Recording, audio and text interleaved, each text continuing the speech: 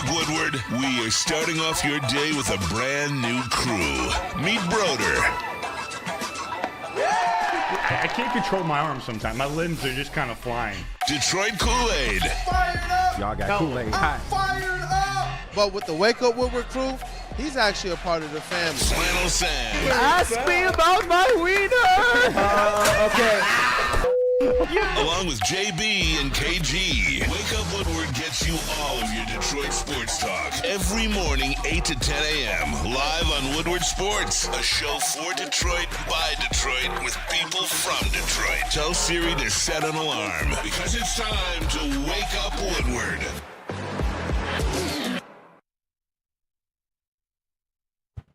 What up, though, people? Welcome to Wake Up Woodward. We appreciate you guys for choosing to kick off your day with the Woo crew. We got 5 of the 6 here. Flannel Sam, he will be on Big D Energy the rest of this week. He will be back with the Wake Up Woodward crew next week. But we got Detroit's #1 draft pick, KG, in the sound booth. Hey, Black Hollywood, what up, though? You know it, man. What's up, man? Hey, and we got Woodward Sports' MVP in the TD booth. It's not yet Friday, so we'll keep it professional. What up, though, JBSMOOOOOV? Breast. Hey, what's going on, Breast? This is Hey, Is it dirty? what up, though? That dude, Justin, decked out in the maize and blue. What up, man? Woo woo, let's get it. Love a nice episode. Let's go. Let's go. My man, Broder, how you feeling this morning? My man Kool-Aid. Let's go. I'm feeling good, man. I'm excited. We got a big show. Kind of not out of nowhere, but got a lot of fun stuff to talk about. And then all of a sudden, everything's planned out last night. And at 10:15, we get a text from Justin say, "Hey, man, I just interviewed a Detroit Lion. Can I get in on the show?" It's like, yeah. Let's go. Yeah. Let's go. You're in. Trying to take your job, brother. Put me in, coach. Bro, well, this is called raising the floor. He keeps pushing me. I get better. We're trying to build off the Lions' success. Am I right? Iron sharpens iron. All of us. Right. That's what this is. Because we wear Woodward Sports. That's what it is. It's true. It's about the team. It's about the family. It's why we push for each other. It's about MJ. It's about Jan. It's about George Eagle. It's about Greg A753. It's about JZJ. Devin the dog. Y'all Terrell already from know. FL. Big Show picks. John F. and Lord. I'm not even reading. I'm just naming the usuals. Phil. Chase Hamley. Michael Wary. Greg Osby. Greg. My Greg. guy. Shout out another Greg, one. man. That's my guy, too. How about Matthew Kruger yesterday? Hey. Mitten Maid. Zach Edey. James Harden. I know, man. Shout out to that, man. Dante 151. How can we not thank Dante 151? Oh, Tammy yeah. Chin. Mr. O'Neal. Good morning. Tammy. Good morning, Tammy. Come on. Basically, Detroit we have the best Dabber. chat ever. Dabber. Yeah. Oh my gosh. You got to name Why do we know Dabber. these names without looking, bro? That's wild. Eric Allen. That's dope. The Vincent. away fan, just a fan. You know what? The Shaquille O'Neal. We can spend all show. We can spend all show going through this. Chat family, as always, you guys see you all are the most important part of this show. Please smash that like button to support your Woo crew. Once woo. you've done that, encourage somebody else to do the same. Mr. Broder, Yes. you want to tell the people what we talking about today? I would love to. We got Tigers. We got Yeah. Lions. We got Pistons. We don't have Red Wings, but I'm representing the Red Wings with the hat today. A new Pistons-focused game called Layup Lines. We're debuting today in the second hour. Let's go. We're going to talk a little bit about the Lions offense. In this first segment and the first half of the next segment, we're talking Skuby and Skeens. We're talking some of the best young pitchers in baseball. It was a fun baseball day. I know the Tigers split yesterday, but we got to see some impressive pitching. Yeah. How you win by 8 runs in the first game and lose by 8 runs in the second game? Because Tigers. Yeah, man. And a doubleheader. Like, doubleheaders are so unpredictable. They are. They bring up he had his MLB debut, Kiter Montero, He- scootering into the game. Did you guys see him scootering in? Yeah. I see that. Yeah. Like, no one recognized him on the sidewalk. He was just chilling. Yeah. His first MLB game, getting a bird. I wonder where he parked. Why Yeah. you got a bird? I don't know. I don't know. I don't know. I know he ain't have his best stuff yesterday. I know that. So No, he that- looked decent for like 2 1/3. well, yeah, that's 2 fair. 1/3. And then Andrew McCutcheon got to him. Yeah, We're going to talk man. about it, but before we get into it, before you even go around the city, there's a question we were talking about in the chat. It's kind of electric, too. It is. I think I see what you did there. I want to pose it to you guys so we can get it going in the chat. And then I think at the end, if we can pull it off, pick the top 4 answers, put it in a poll near the end. Maybe we come up with a brand new name of a hypothetical Detroit shock, a new Detroit shock WNBA franchise. They can't be named the Shock. So basically, the reports are, and maybe I should check this graphic real quick, that the WNBA is in talks with Detroit to bring a franchise back. Yeah. A new WNBA franchise. But they can't name the Detroit Shock. I believe they let that name, the WNBA let that name go stagnant for a year or something. Yeah, and someone bought it. It went Shock. to Tulsa at first. When they moved to Tulsa, Tulsa had it, and then I don't know what they did with it after that. So Good call. You're right, they did. So Yeah, they Ryan- can't be called the Shock. I want to hear, what should they name the team? Yeah, Ryan Reed. He's a Detroit guy. He's a part of the WBL, the Women's Basketball League. He actually, and they're hoping to have that league be like the G League to the WNBA. And he's the one when the WNBA let 3 of their main names kind of slip, their IPs. He wound up buying the Detroit Shock name because he was a Detroit Shock fan and still wanted that culture to be here. So I do think that that is important to be able to put out there. And now that Detroit is in talks with the NBA, obviously the Shock is at what all of us remember. Yeah. One of the best pieces of content we put on social at least 2 or 3 times a year is always Detroit Shock. yes, sir. It always is. Legendary franchise. Yeah, and that's what I love, man, that people here, they respect their winners, man. Mm-hmm. They respect the teams that go out there and they play hard. It should be a lesson to every one of these Detroit sports teams right now, except for the Lions. They're handling business. Shout out to y'all. So what do you name them? And I see Ooh. one, and Matthew Larson already goes, the Detroit Smoke. Ooh, I love it. I like that. That wasn't I like that a lot, That's actually. cold. Yo, can you imagine the marketing? You want Yeah. the smoke? You want that smoke? Ooh. Yo, that would be dope. That You- team would be standing on business. How would you do the jerseys? Maybe black and gray, maybe a little blue mixed in there. I don't know. How would you do the jerseys? Ooh. This is I know you getting could get fun, creative with man. it. Yeah. I'm gonna have to talk to the Genius Room and see if we can cook up some stuff. Detroit Smoke tees? Something, man. Just some of the jersey designs, maybe. Just some hypotheticals. I know who would be sponsoring it up on that shoulder. Please not priority, Pat. Dispo. Okay, there we go. Or Glorious. Glorious Cannon. So get him in. I like that. Detroit Smoke. The real K. Collins, the Detroit Speed. Matthew Kruger, Detroit Loud. Well, Detroit does have a lot of loud. I interesting. like names like that. Let's let that simmer, but like it, it's not plural, but it can be plural. Yeah. I like that. What were you about to say, JB? JBSMOOOOOV had one yesterday. No, I was gonna say that loud one does actually sound very interesting though too, but I can't even remember the one that I said yesterday. What did I say? The Motor City Drive. The Motor City Drive. Yeah, I really like that one as well too. It kind of compares with the Cruise at the same time too. Yeah. kind of brings that whole Motown Motor City cars feel back. But I don't know. I kind of like Smoke. I like that a lot better. Yeah, smoke or loud. Loud can go both ways. Smoke Yeah. or music. Yeah. That's Detroit. Is that the only one that you requested in the chat that you want to read publicly? No, I mean I had something else too, but me and Stick were kind of going back and forth making y'all, fun of y'all had a creative little name. I mean, the Motor City MILFs. I don't know why Why I not? thought. Why not? I mean, hey, I was just looking. WNBA is changing, so I was Only just looking. Cougars on the team. Cougars, let's rock, man. I was looking really fast through this, and I thought John F. and Laura said Detroit Motorboats. I thought he said that too, to be honest with you. And I was like, no, the Motorheads. I kind of like that son of too. a bitch. You guys are way more creative than me. Oh man. So- Jaguars. So keep them coming. We'll revisit it throughout the show. If you can, I'll try to keep an eye out for if you guys see good ones, mark them down. Maybe in the 9:15 segment, we'll revisit this and start to compile a top 4. But I think Detroit Smoke is already going to make the top 4 list. Yeah. Yeah, So definitely. hey, I am writing that down. But I'm not writing rakes down though. Okay, now John F. and Laura is putting motorboats. he's on board. oh, dude, Rick. I'm not writing. You saw rakes? We can't. Don't say that out I'm loud. not writing that one down. We can't say that one out loud. But rake, we see you, bro. We Shout see out you. Rake, man. Goodness, That's this chat, man. you could probably convince Harrison Butker to buy that team and run that team. But what memories do you guys have of the WNBA Shock, the Detroit Shock?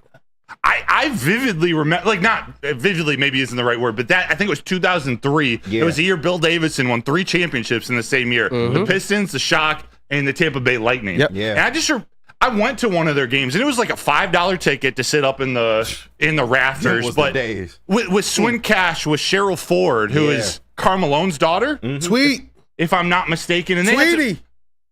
that's Cheryl Bird's nickname. No, Tweety Bird. Yeah. Tweety Bird. Yeah. Whose nickname was that? Sheesh, what is her name? Not Sue Bird. No. I don't know why it's slipping. Chat family, help me out. Somebody's got to know it. I forget her name. I feel so bad right now. Tweety Bird on the shock? Yeah, she was one of my favorite. Her and Swin Cash were my favorites. Yeah. How do you not love Deanna Nolan? Deanna Nolan. Deanna Nolan. Yes, Deanna Nolan. Tweety.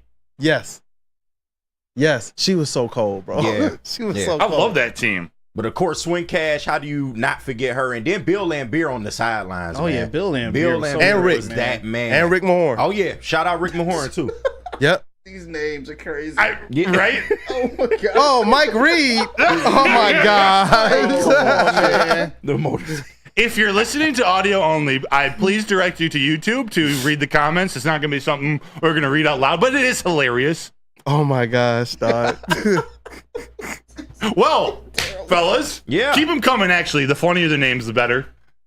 But the Tigers had a man. doubleheader yesterday. They split, which is fine. Fine. You want to at least take one. Yeah. Terry Yeah. Skuby did everything he could in game one. What do you go? 7 innings pitched. Skuby looked so impressive. 7 innings pitched, 3 hits, no runs, no earned runs, 8 strikeouts, only 1 walk. He threw 93 pitches. Yeah. 15 swings and misses. So the moral of that game, the moral of that story, Skuby pitched great. Veerling went off Heater again. right now. 3 for 4, another Man. home run. I think he was. He had a 3 home for run in 4. both games. He did. He's Yeah. had, in the last 3 games since Sunday, since his walk-off home run against the Blue Jays, Matt Veerling's 8 for 14, 6 runs, 9 RBIs, and 4 home runs. That man is on Man. heater. Sheesh. We need what hitter do we need to wait? Flannel. I'm Big D Energy today. I need you to RIP Spencer Torkelson. Or I was pick a just player. about to say. Already? No, seriously. I was just about to say, look, What is reverse- going on? if there's reverse one engineering. word that can mean 2 different things, watch this. Tariq Skuby, nasty. Spencer Torkelson, nasty. Not in a good way. Not in a good way. He's 0 for 8 in both of those games yesterday. 0 for 8, man. I think he's 3 of 31 in his last however What? many appearances. Bro. What? Why do the strikeouts, when he's striking out, why does he look like he's at a batting cage like a regular person, bro? Because his swing is so long. It is so long. And he's Oh, not even making good contact this year. And then they refuse to send him down. Like, what do you do with Torkelson at this point? You can't continue to trot him out there and he's not improving. He's just flat out not improving. He probably goes into those meetings like, y'all ain't sending Javi down. Yeah, What you gonna do about it? Right?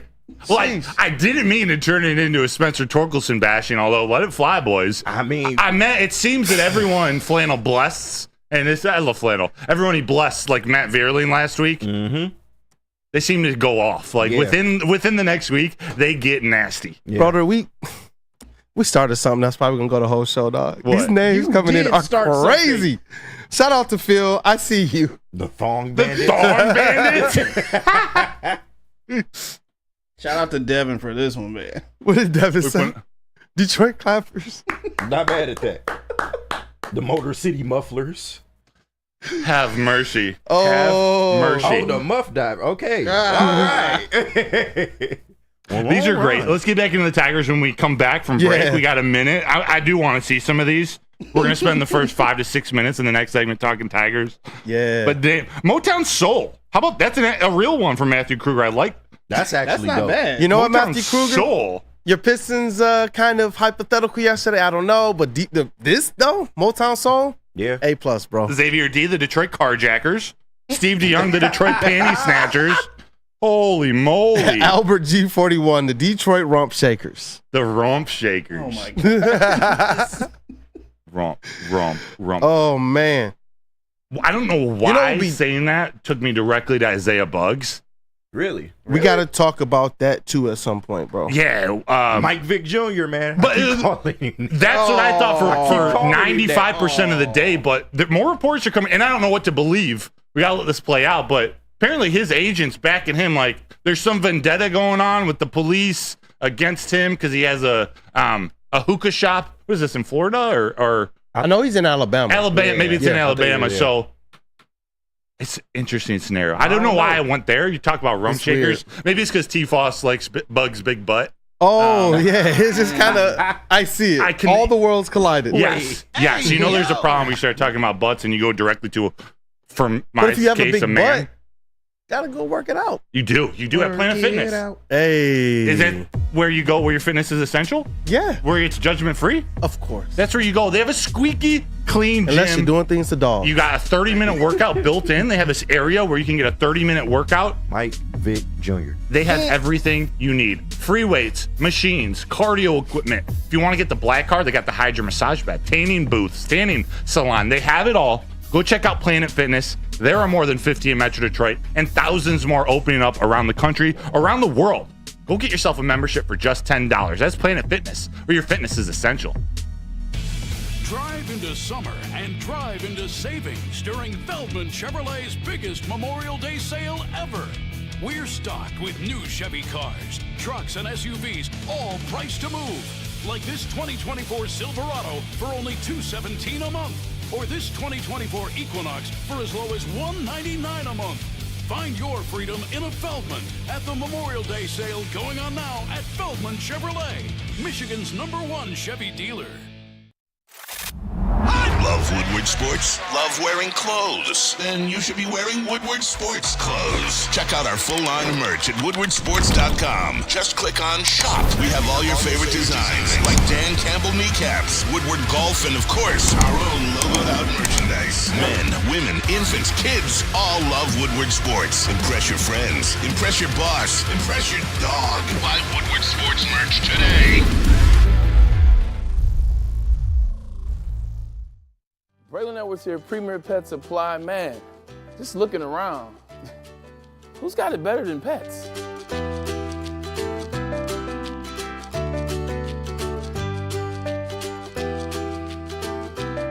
Come on, a baby stroller for Coda?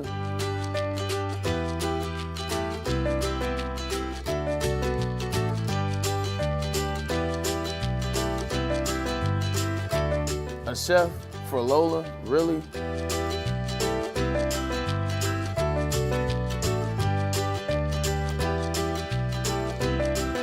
You don't have to tell me who the real boss here is. Who's got it better than pets? Nobody, especially here at Premier Pet Supply. For over 30 years and more than 13 locations, Premier Pet Supply has everything that your pet can dream of, and guess what?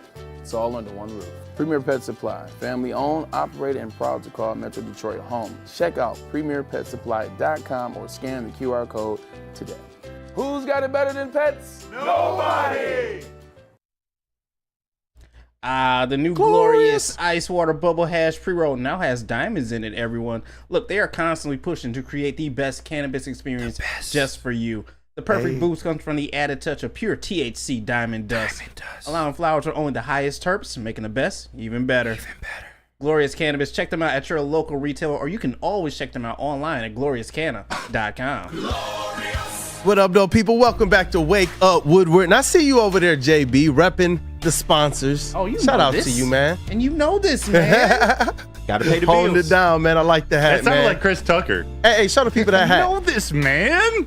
There you go. There you Glorious, go. baby. There you go. Gotta pay the bills. Gotta pay the bills, man. I wonder if there's a way we gotta get with some of our sponsors and get some of their gear up on this Woodward Sports shop as well. There's gotta be some type of collaboration. Something like that. Something like that, man. Yeah. Yeah. People are really liking this Motor City Soul name, but I'm actually looking for whoever put Motor City Smoke. I want to make sure that I put. I want to make sure they give credit so at the end we can share who said them. I just saw it and I missed it. If you put in Motor City Smoke in that first set, or excuse me, Detroit Smoke. Let me. Oh, it was JZJ. Oh, there we go, dope. JZJ. Right, one of the Also, regulars. Dante, we missed it in the first segment. $9.99 donation. Dante, you're the man. We have something. I think I put something in the show sheet from you also. But he says, so have you guys heard of Boston College point guard Joey Zaher? Well, you should, because his uncle's Tom Gore is the owner of our Pistons. God damn it! Also, he's forgetting the 2024 NBA draft. So he's foregoing. Excuse me. Got to work on my reading skills, my reading comprehension. Thank you, Dante. Have you heard of Joey Zaher? I haven't actually. I haven't. Does he get I'll picked look ahead into of him. Bronny James? To be determined. Bronny James is foregoing his college career. Yeah. Fully hired the agent. It's Pick gonna be five. interesting to stop. Oh Pick my five, God. baby. Don't do Stop that to it. me. Shout out to Bring it Anton as on. well. No. Anton, I appreciate you greatly. Of course, he would put the LeBron James card right on front for Kid Kool-Aid, though. It's a nasty card. It is, though. I can't even hate, man. I can't hate. That's nasty. Yeah, Kid Kool-Aid going to be ecstatic for it, man. Well, also, one of our... Detroit Clutch. That's a good one, Brandon B. Yeah. Oh, that's a good one. Brandon B? Yeah. Brandon B, Detroit Clutch. Yep. Get Good Dad. He's in the chat occasionally. I actually met him on Woodward Nights. He's a card collector. He let me know there's the Detroit Sports Spectacular show. I think it's June 8th. They have the most incredible lineup of autographs. To be honest, Tammy actually might know more. I'm assuming Pro Sports Zone's involved, but literally signing at this show, we got Barry Sanders, Joe Montana, Anthony Richardson, Tarek Skubal, Thurman Thomas. Yeah, I saw that. You got Torque, Riley Green, Kerry Carpenter, Tommy Hearns, Denard. Shout out Tommy Hearns, the Hitman. Oh my God, shout out to him. Tommy, the Hitman. Corey Hearns. Schlesinger, bro.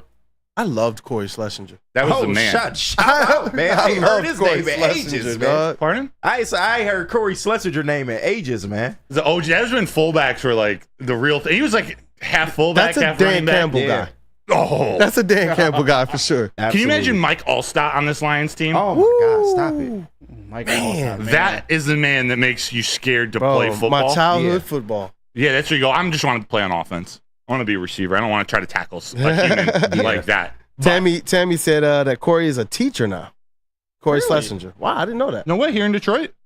I wonder where he's at. Love that. That's dope. You see, whether Detroit athletes are born and raised in Detroit or come to Detroit, I gotta imagine a high percentage stays in Detroit, makes this their home. Like Calvin. Like Calvin is home. Detroit is home. Yeah. Barry, this is home. For better or worse, the Staffords. Yeah. SVG stated it too. He and his wife, rest in peace to his wife again. My gosh, that's such a terrible story. Wild.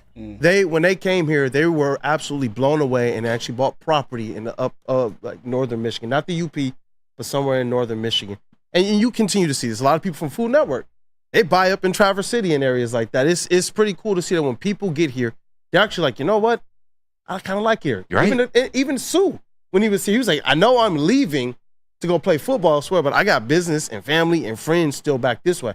He even said a lot of his business people here told him, well, spread your legs somewhere else. Spread your wings somewhere else. Spread your legs somewhere else. Wait a minute. Hey. Wait a minute. But that's an unpausable moment. I gotta call it out when I get my chance. No, but you're right. Also, Northern Michigan, I think it's like the most underrated part of the country. It's a hidden gem. Like literally, you go north of, what do we decide up north is? North of Charlevoix, it's got to be a little more north than Grand Rapids, but Northern Michigan, hidden gem. One of the most underrated Petoskey, places Charlevoix, in the country. Mackinac, Traverse is beautiful. Nuts. Justin know a little bit about Petoskey. Ain't that I right, love Justin? Petoskey. Petoskey's awesome. Got Love his it. boat up there. Love it. It's a great place. Maybe Tarek Skubal can sign long term to stay in Detroit. Hey, you know what? Hey, put up this Skuby After Dark graphic for us, please. I got you. Give me one. Yeah. What does he do after dark? It's the Terry Skubal's filthy. Hey, them Connect jerseys, man. They still look sweet. I don't care. They're growing on me. Yeah, I can't lie. I think Tarek Skubal makes it look good. They seem to win in them.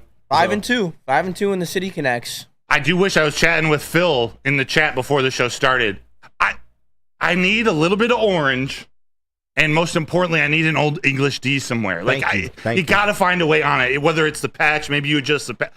I prefer just on the hat. You have Like the just old keep the English hat. D on the patch, but I don't think it's enough. It's not. Yeah. Good call. It needs to be on the hat. Yeah. I agree. The Big orange facts. would make it pop too. It would. Add Just a little bit. such a nice element, even if it's just outlining the Motor City in orange. Almost like a just- highlighter orange or Yeah. like a something like that, man. Something to like make a it pop. glowing type orange. Something Like to make it pop. Tarek Skubal's fastball yesterday, because it was popping. He was so impressive until you go and see Paul Skeens in Game 2 and see his fastball and see his 95, 96 mile an hour split finger. Yeah. Where you're like, oh shit, oh my gosh. But Tarek Skubal, real quick in that Game 1, we talked a little bit about Matt Vierling. Skubal, he dominated. His control at the beginning of the game, he had good control, but he didn't have very good command. He was throwing a lot of strikes. I think he only had one walk. It might have come in one of the first few innings, but his pitch count was getting up there. Yeah. It was like almost to 53, 60 through 3 innings. And then all of a sudden, you hit inning 4. Actually, it might have been 5, 6, and 7. he started dialing it in, not pitching to strike hitters out, but pitching to contact, pitching to ground balls, using the movement on his fastball and on his two-seam fastball and that changeup, not to strike people out, but to get ground balls. And what he did, I think, it's somewhere, I took way too many notes, but in the last 3 innings, he threw, I think it was 21 total pitches. It was like a 4-pitch 5th inning, a 7-pitch, a 6 or 7-pitch 6th inning, and then like a 10-pitch 7th inning. And I bring that up because in game 1 of a doubleheader, this is why you put your ace on the mound in game 1, is so you want him to take that as far as, you want him to do his best to ensure you don't have to use your bullpen very much, if at all, in that first game. And that's what they were able to do. You bring in Mason Englert in the 8th inning, and he shut the door in the 8th and 9th, or it would have been bottom of the 7th and bottom of the 8th. But he did his job, and you didn't have to use anyone going into game 2. Now, game 2 didn't go very well. Kaiser Montero made his MLB debut. He looked all right for a couple innings, and then he kind of... That slider was ineffective. It was ineffective. They started to sit fastball. It was over. Yeah. It was over. Yeah, once McCutchen sat on it and hit that Pause. 3... Man, we're on one already. We are, but when you throw a 96-mile-an-hour fastball, and his fastball was good, sometimes the hitters do sit on the off-speed pitch. Yeah. I think he did hit the fastball. I think it was like a 96-mile-an-hour fastball that McCutchen took deep. Yeah, but once you get to that point, and you could tell Montero wasn't the same after that. He was pressing. Did someone just say something? I thought I heard something. I thought it. You heard that too? Yeah, I heard it. You're not crazy.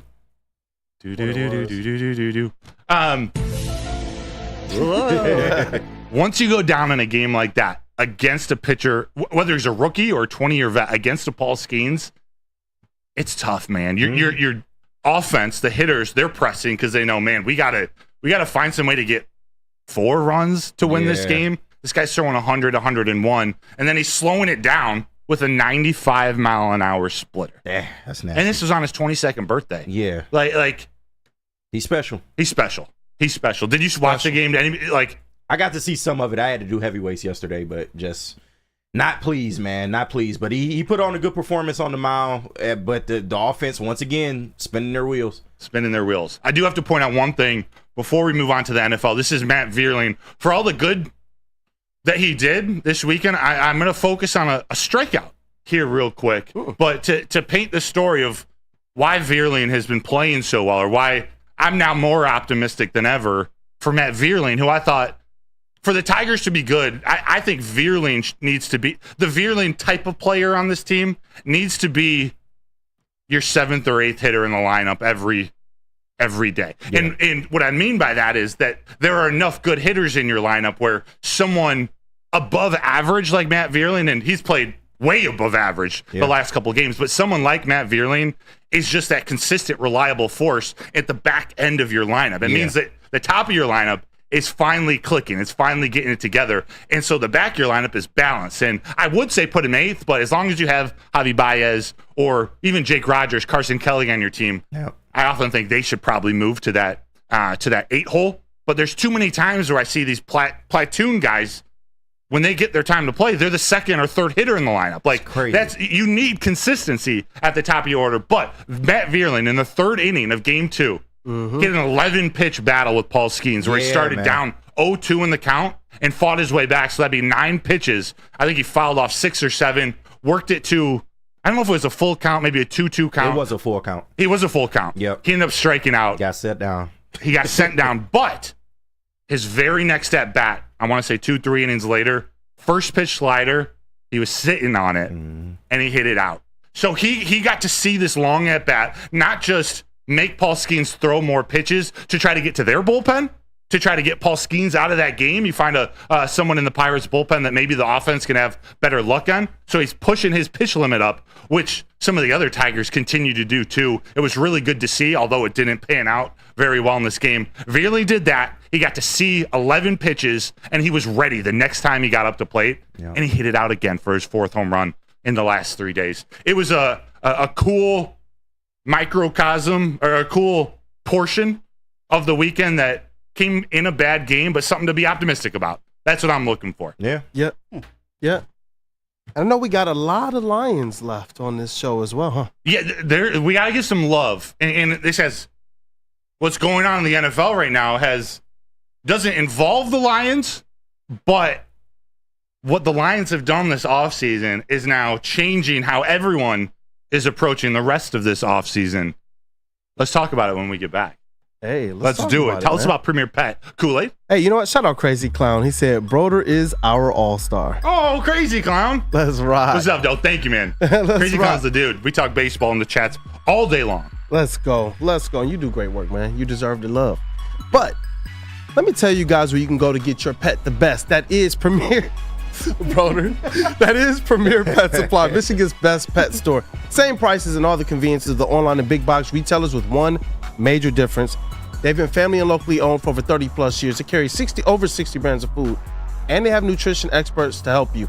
They also offer same-day local curbside and home delivery. Give your pet the best at premierpetsupply.com.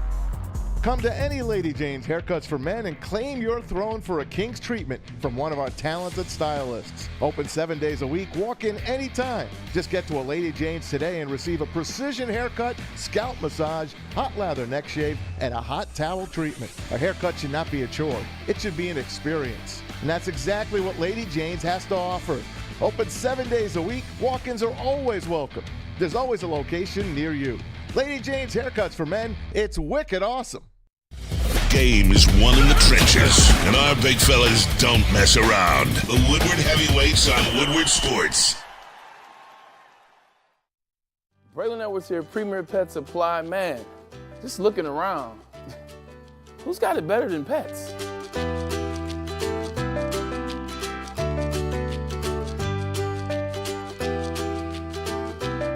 Come on, a baby stroller for Coda?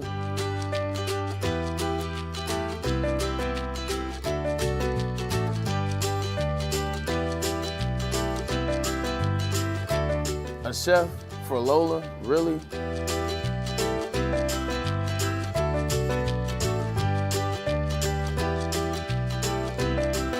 You don't have to tell me who the real boss here is. Who's got it better than pets? Nobody, especially here at Premier Pet Supply. For over 30 years and more than 13 locations, Premier Pet Supply has everything that your pet can dream of, and guess what? It's all under one roof. Premier Pet Supply, family owned, operated, and proud to call Metro Detroit home. Check out premierpetsupply.com or scan the QR code today. Who's got it better than pets? Nobody! Let Guardian Alarm offer you customized solutions from real experts. Our professional technicians, they take the time to recommend security and automation solutions specific to your needs. They offer 24/7 professional monitoring. Call us anytime, day or night, and know that a Guardian team member will stay on the phone with you as long as needed because it is technology that is backed by people.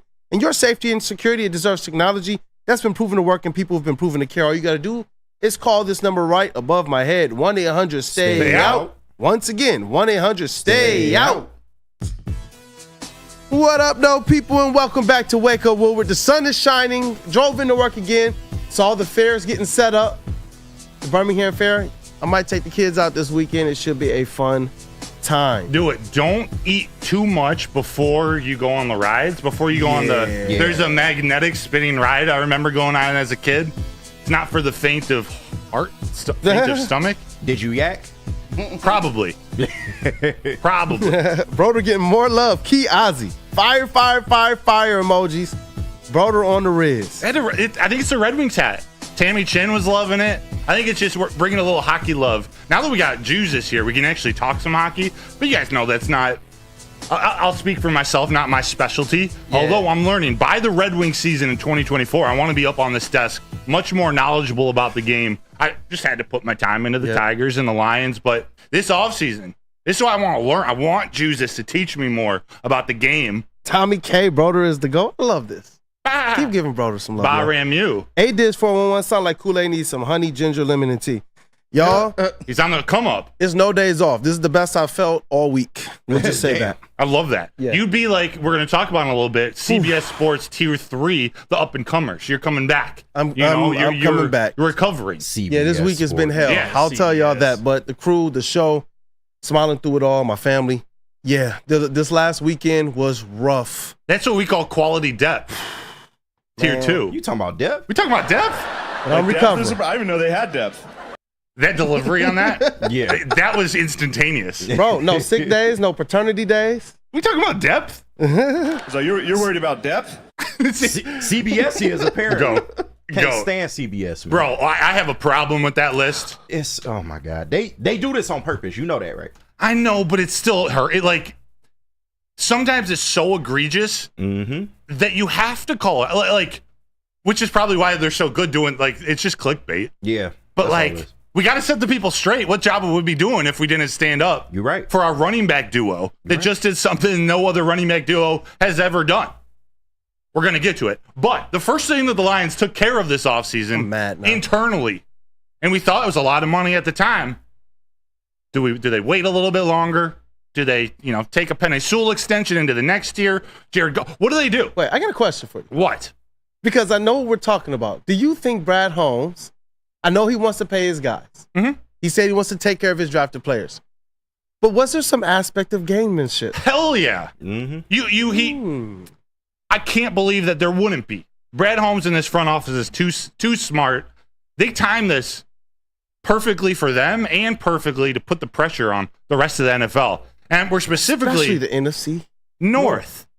So what they did, we know, they signed Amon-Ra St. Brown to a contract extension. At the moment, it was the most guaranteed money for a wide receiver ever, $30 million a year. Yeah, that's a lot of money. Pause for a second. Then they signed Penei Sewell, another 4-year contract extension. It was $120 million, around $112 million, Highest $85 million guaranteed, and then quarterback Jared Goff, 4 years, $212 million. Now, yes, before those deals, right? Before those deals, I remember some of the numbers that were kind of pushed around in national outlets, and everybody thought that Justin Jefferson was going to, at the minimum, get a deal that we eventually saw Amon-Ra St. Brown get. And we all thought Amon-Ra St. Brown is going to get a deal somewhere between maybe 25 and 27. Yeah. Now, all of a sudden, you're talking about Justin Jefferson looking at these deals, looking at the Vikings and saying, hey, that 30, that 32, that 33 might have to be like 35. Might be 40. That's what I'm about to say. Yeah, he already turned down 33. Yeah, that's what I'm saying. What gamesmanship? Sewell or St. Brown, he had the most guaranteed money for about 18 hours until more contract extensions started coming up. But when you look at Justin Jefferson, looking at 35 plus, realistic, he is looking for a $40 million a year contract. He wants to be that wide receiver to set that market. Brandon Ayuk, 26-year-old wide receiver for the San Francisco 49ers, has already come out saying he's not going lower than Amon-Ra St. Brown. He just came out and said it. Said that's the bar. That's the lowest bar that he's going for. And he's requested a trade earlier this offseason. They haven't made it happen yet. But he's using that Amon-Ra St. Brown contract as a benchmark. CeeDee Lamb, he's got to get paid. T. Higgins, he's the only NFL player this offseason to be franchise tagged without an extension. He hasn't said he's looking for more than Amon-Ra St. Brown, but if he was looking for $22 million, I'm sure after St. Brown's contract, he's looking for 25, 27. This is what is happening because the Lions got these contracts done. And this goes to Penei Sewell, too. You get him done. Tristan Wirfs, he's not at OTAs for the Tampa Bay Buccaneers. They're I don't know if he was all pro. He's one of the best tackles in the game, if not number 2 or number 3. Left tackle for the Bucs. We know he's chasing that Penei Sewell money, if not more. Yeah. And then we know the quarterbacks, Jordan Love has to get paid. Trevor Lawrence has to get paid. Tua, Dak. The Lions got their big contracts out of the way. You know what quarterback's not on here? That just popped up in the news feed this week? Ooh. Oh, just guess. Goff Aaron got Rodgers? his deal. Nope. Wait, Goff got his deal. Yep. Jordan Love. Think there. Think Goff. Purdy? No. Matthew Stafford. He wants more guaranteed money out of Goff? his deal. He wants more guaranteed, like the last 2 years of his contract, he wants more guaranteed money. Because his next Stafford. 2 years, it's Stafford. Matthew. He said he's not going to sit out of camp. He's been at camp, but he does want more money now. Matthew. Look at Brad Holmes. He's tearing up the league, bro. Yeah, man. Unbelievable. Really, Matthew? Really? Yeah. Really? There's a lot of money that's about to be spread around. We got a caller on this topic. We do. Let's talk to him. Matthew Or her. Kroger, man. What's Hey, up? hey, What's up, Woodward, bro? 2 times in a week. What's going on? Y'all hear me? Yes, sir. We good? We good. All right. So let's drop this on on the chat, and we'll drop this all on y'all real quick. So the Vikings are just going to suck ass this year. Yes, I'm supportive of JJ as long as he's not playing against us. So what stops Justin Jefferson from chasing a ring with the Detroit Lions, Super Bowl or bust? If we sign him to a 1 or 2 year contract, we win the Super Bowl hands down, and I'll even stop busting on Jared Goff and give him an extra year for him to prove it to me. And I'll leave y'all on that. All right?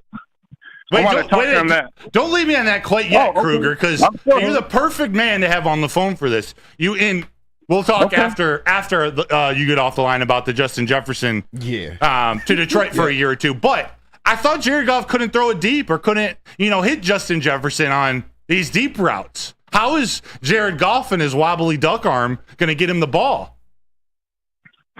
Shit, if we got St. Brown and we got Justin Jefferson, man, we don't even have to worry about Goff's arm because they're each getting 1,500 yards all day long. J-Mo's going to develop. I'm trying to be more positive on the Detroit Lions.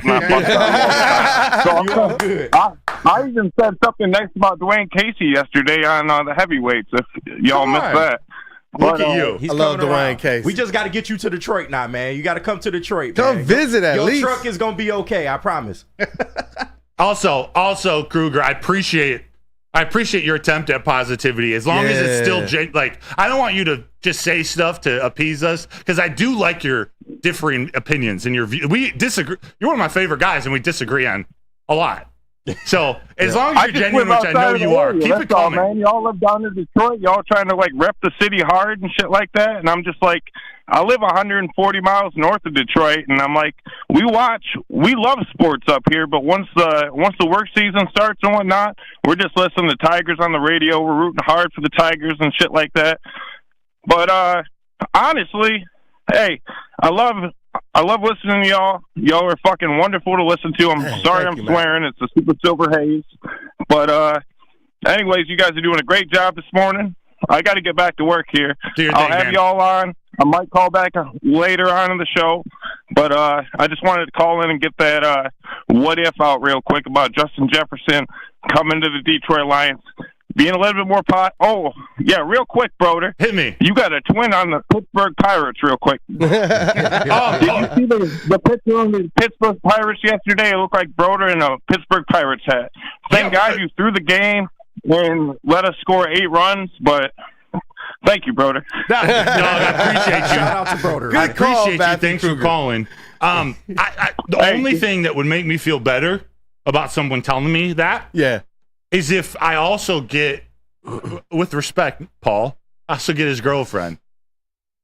Olivia Dunn? Yeah, she was down here. Was she there? Yeah, well, she was at the game, yes, but I don't know. I heard they were staying somewhere over in this area. Was that what Spenny was talking about on heavyweights? Yeah. Most of the teams stay at the Townsend in Birmingham. Am I supposed to say that? Everyone knows that. Everyone, that's secret. Yeah.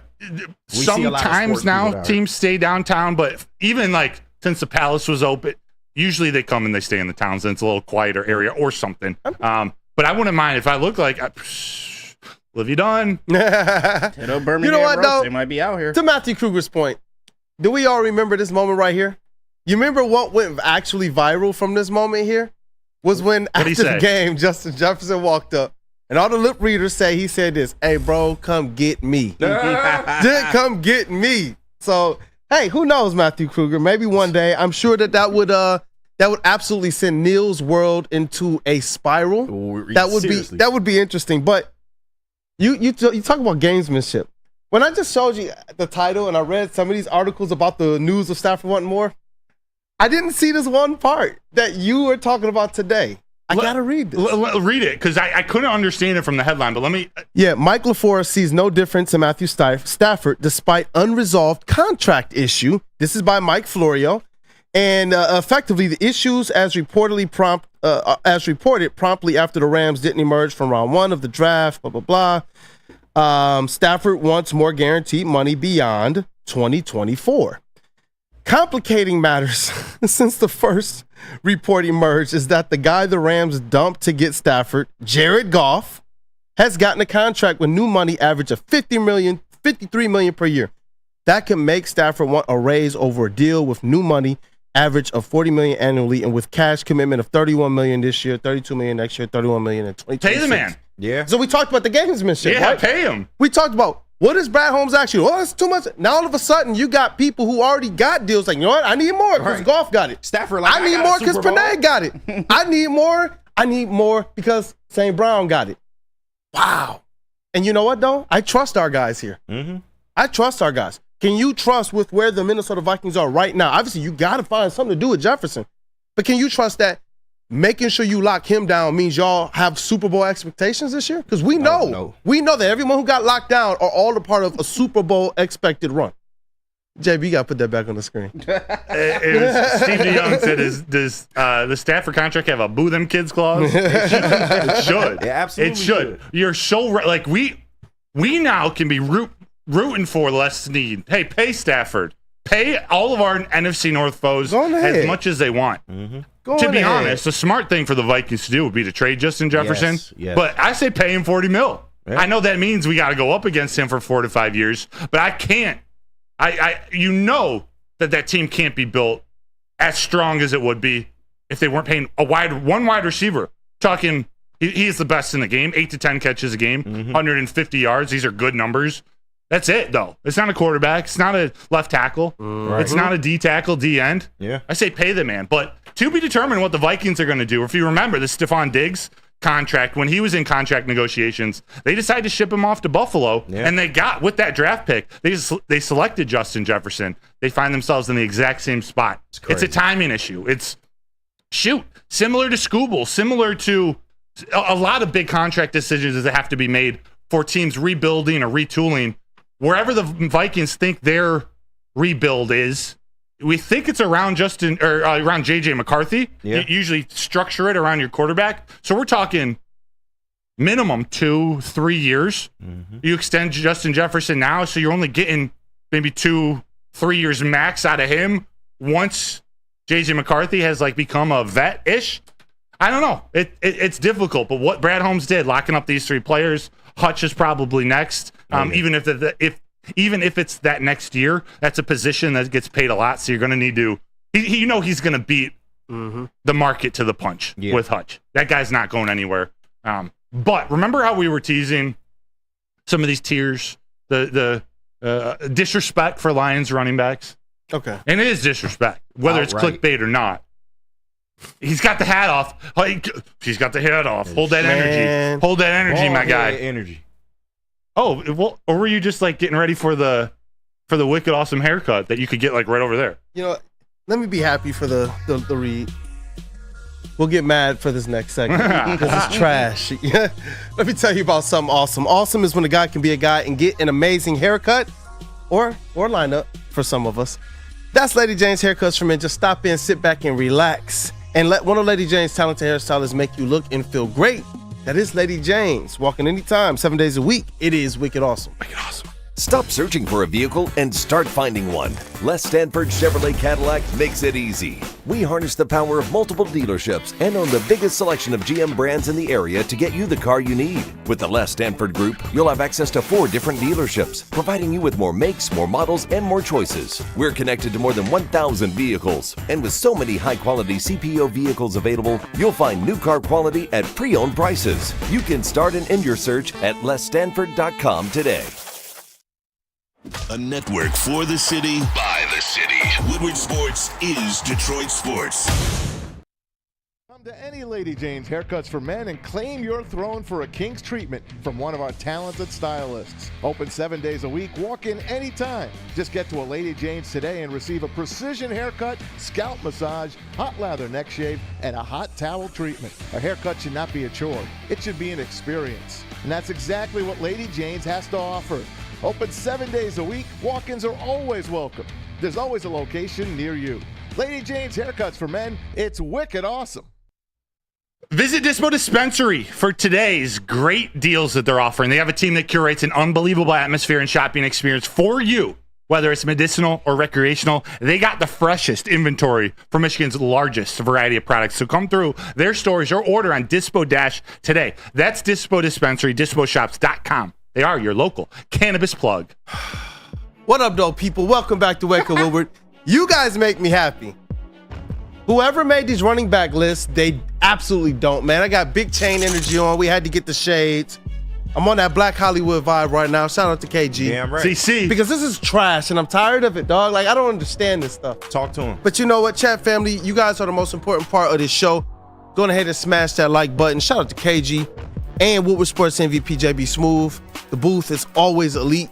Shout out to that dude, Justin. My guy, Broder. Our Credential Lions and Tigers reporter. It's your boy, Detroit Kool-Aid. Broder, take it away. I sort of didn't realize I put this dumb question in the show sheet. Is the Lions' backfield being severely underappreciated by the national media? Yes. Easy answer, right? C. And for the international field. I know for a lot of this conversation, we're going to be talking about David Montgomery, and we're going to be talking about the electrician. Shout out, Chef. That's the nickname, Chef. Shout out. Chef Talks Lions in the chat. I don't know if you're here, but he gave him the nickname the electrician. Maybe David Montgomery's the carpenter. The carpenter. But nonetheless, both of them, whether individually or as a tandem, seem to continue to be underappreciated. We said disrespected.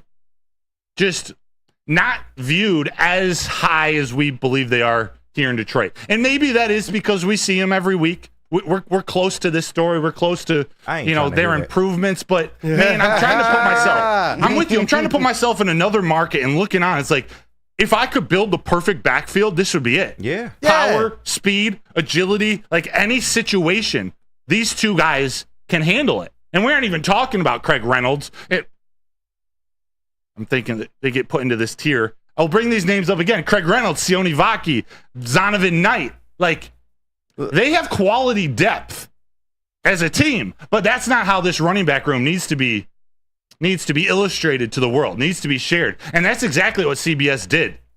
They came out with a list of 3 different tiers of running backs. You had a thoroughbred tier, tier 1.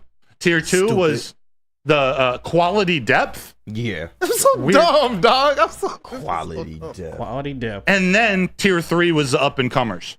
And in tier 1, JB, if you could throw up the tier 1 graphic, if it's in there. Oh yeah, so we're gonna see the Lions on there, right?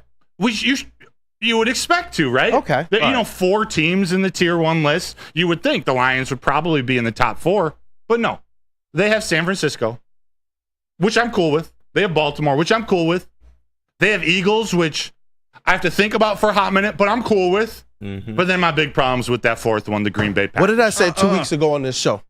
That the national media, for whatever reason, choose my words correctly, just finds the craziest ways to overinflate the Green Bay Packers. Yeah, it's nuts, bro. It's like everybody is ready to just say, you know what?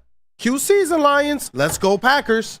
What is going on here, dog? Aaron Jones didn't even have the best year last year. And he's not even on the team anymore. Exactly. What is going on? We haven't seen Saquon with the Eagles yet. I understand Saquon is him, but he's also very injury prone. So this is ridiculous, bro. Let's show tier 2, because we're coming back to tier 1 to talk about these Packers. But tier 2, this is the quality depth tier. This is where the Lions got put with another team that I think should be considered in the top tier in tier 1, and then 3 other solid teams. So we got the Lions, the Dolphins, the Steelers, which I like their backfield.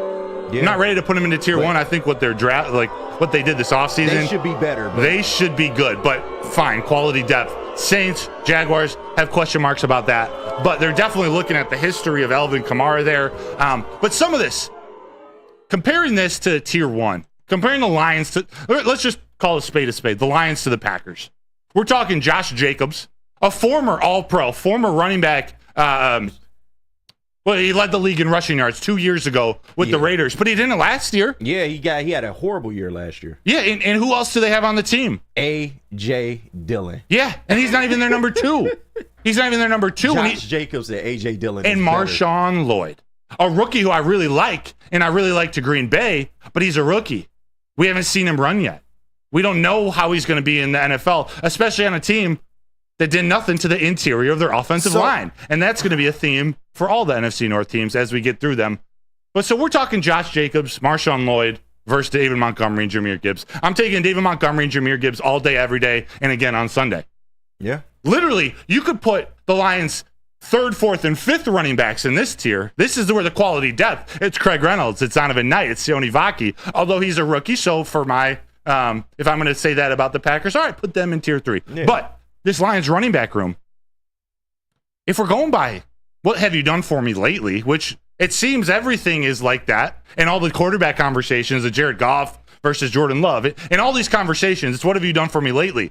So let's, JB, if you could put up those stats that I sent over that compare David Montgomery, Jahmyr Gibbs, and Josh Jacobs from last season, where Josh Jacobs, I don't know if he played, so he only played in 13 games, but look, he had more rush attempts. Yeah. Well, I mean, significantly more. They didn't have a choice, and it wasn't all his fault that he had a bad year last year. But when you don't have a quarterback and you're as bad as the Raiders were, like, of course they're going to run the ball a lot. Yeah, the situation, I mean, of course that's part of it. The Lions have a fantastic offensive line. The Packers or the Raiders didn't. Yeah, I'm not blown away by the Packers' offensive line. It's not like so we're going by what are we projecting? Josh, is he going to be the NFL's leading rusher again?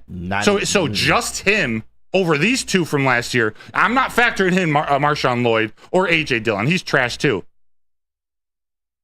Significantly less rush attempts for both the running backs, more yards, more touchdowns, more receiving touchdowns. Across the board, they performed better than Josh Jacobs last year. Yeah. So basically, the Lions should be in that tier 1. The Packers should be in tier 2. Maybe no sense, tier 3. I won't argue with tier 2. And you know what? Remember the PFF list I sent you? Of the top 32 running backs? I do. With Jahmyr Gibbs 9th. Here on our back wall, we got the graphic. And we got David Montgomery came in at number 23. Yeah. I don't understand this, though. They had Bijan Robinson at number 5. Which is significantly higher than Gibbs. And they had DeAndre Swift, I believe, at number 20 ahead of David Montgomery. It's crazy, man. What are we doing? I am so confused right now. Like, what are we really doing? The full list is crazy. I sent you that full PFF list too. It's wild to me. And that's why I sent the David Montgomery and DeAndre Swift their head-to-head stats. Yeah. Total monster David Montgomery is. What a monster. Then if you go back a couple weeks, Mike Florio and Chris Sims also put out the best backfields list, and the Lions didn't even get a mention in that list. Yeah, not even there were 6 ahead of him? Yeah. It doesn't make sense. It doesn't. In this PFF list, they had Bijan ahead of Gibbs, Breece Hall ahead of Gibbs, Aaron Jones ahead of Gibbs. Normally, I'm okay with Aaron Jones being ahead of Gibbs, but he was injured last year. Yeah. So, I don't know how I feel about that. But then Montgomery at 23. Come on, man. At 23. Travis Etienne was at 11. Tony Pollard at 14. Rookie, who was injured half the season last year, Devon Achane at 18. Jalen Warren at 19. Swift at 20. All right, I got to ask this then. How underrated are the Detroit Lions right now by national media? This doesn't make any sense to me. It doesn't make any sense. You got Jared Goff showing up at 16th in some PFF lists. You got these running backs that they're like, okay, yeah, we'll rank you in the top 32, but we're going to put you behind guys that you're clearly better than. Like, is this what they believe will happen? They believe that the Lions are going to regress or that all these other people are going to outperform the things that they've already done. The national media are waiting on the Lions' downfall. They got on the train last year because it was cute. They, at the end of the year in 2022, we beat Green Bay. They had no choice but to notice us. We had the year last year. It was all cute. Oh, look at this cute story. The Lions, they're finally winning. Yeah. And now they're waiting on our downfall this year so they can be like, hey, we told you so. It's the Lions. Yeah. It's the Lions. What I need out of, I know it's maybe impossible. I need consistency out of all these lists, or consistency within individual lists. Like when we see these lists that have Jared Goff at 16, but Brock Purdy at 2, it's ridiculous. What is going into these decisions? Like if Jared Goff's at 16 and you have Brock Purdy at 13 or at 19, okay, at least I understand what this person is trying to convey with their list. But when those two are separated, when you put Jared Goff at 16, but then you have all of his weapons at 23, at 9. You rank the wide receiver room that people don't give enough credit to. Amon-Ra is usually talked about well, but then it falls off. But so you're not giving credit to Jared Goff. You're not giving credit to the weapons. What do we do? We're not giving credit to the coaches? Like, what are we doing here? It's crazy. Shout out to Dante151, 1999 super chat. Boom! As always, man, you are. We love you, Dante. We love you, Dante. Love you, Dante. He said Jared Goff is basically like 50 Cent in the song "I Get Money." You know the lyrics in that song. I get money. Money. Just changed New York to Detroit. Hell yeah! Shout out to you, Dante. That's our guy. That's our guy, JG. So we'll end with this. I'm going to go around. Oh, we can do it as a group. Let's rank the NFC North running backs individually. Okay. Individually. Who are we putting at number 1? We got Swift, Aaron Jones, Josh Jacobs, Jahmyr Gibbs, and David Montgomery. I think those are probably the top 5. Yeah. I don't think you guys are going to pull out. You can argue Jahmyr Gibbs. I would put Monty 1 just off of stats and recency bias. I'm putting Monty 1, but Jahmyr Gibbs right there at 2. I didn't even know you were going to start with that. That's a realistic thing. Like, we don't all have to go Lions at the top 2, but it's not outrageous. That's not an outrageous statement. Sorry, I'm going Lions top 2. I'm going Gibbs at 1, though, and I'm going Monty at 2, and it's because of the effect in the passing game and in the run game that I believe Jahmyr Gibbs is going to have this year. What Brad Holmes told us, he is a weapon. Yeah. That is who I know Jahmyr Gibbs to be. I believe his role this year, it's not necessarily going to increase, but I believe his opportunities will. Yeah. And we're going to see him. Because think about this. When we say David Montgomery with the stats, he got to play from the beginning of the season. Jahmyr Gibbs didn't and still crushed. Yeah. Now we know Jahmyr Gibbs figured out the NFL, and he's starting this year from game 1 on the field. Not having to learn, not having to take it slow. Jahmyr Gibbs is going to have a hell of a year. Straight up. Yes. And then when you look at Josh Jacobs, he's not even technically a better back than Aaron Jones. I'm taking Aaron Jones over Josh Jacobs. At 3rd, yes. Josh Jacobs is probably 4, maybe 5. Maybe 5. But absolutely, Aaron Jones, if he stays healthy, he's a better back than Josh Jacobs is. Like, flat out.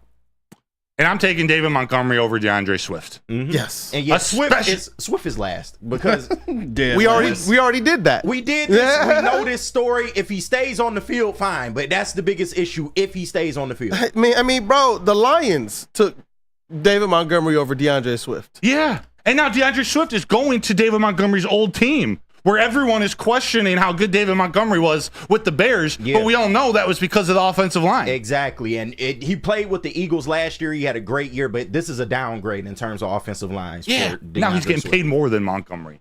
So I'm picking Jahmyr Gibbs first. I think every NFC North GM, if they were drafting today, would select Jahmyr Gibbs first, especially with this Detroit Lions offensive line. Yeah. To be honest, I'm indifferent 2, 3, 4. I would put Aaron Jones ahead of Josh Jacobs. I have no problem putting David Montgomery over both, but I'm going to put David Montgomery 4th just because I think he's in the best situation. Like, I would take him 2 if it was the Lions picking 2. I hear you. Put him behind this. But Monty not getting enough respect in my eyes. He's not.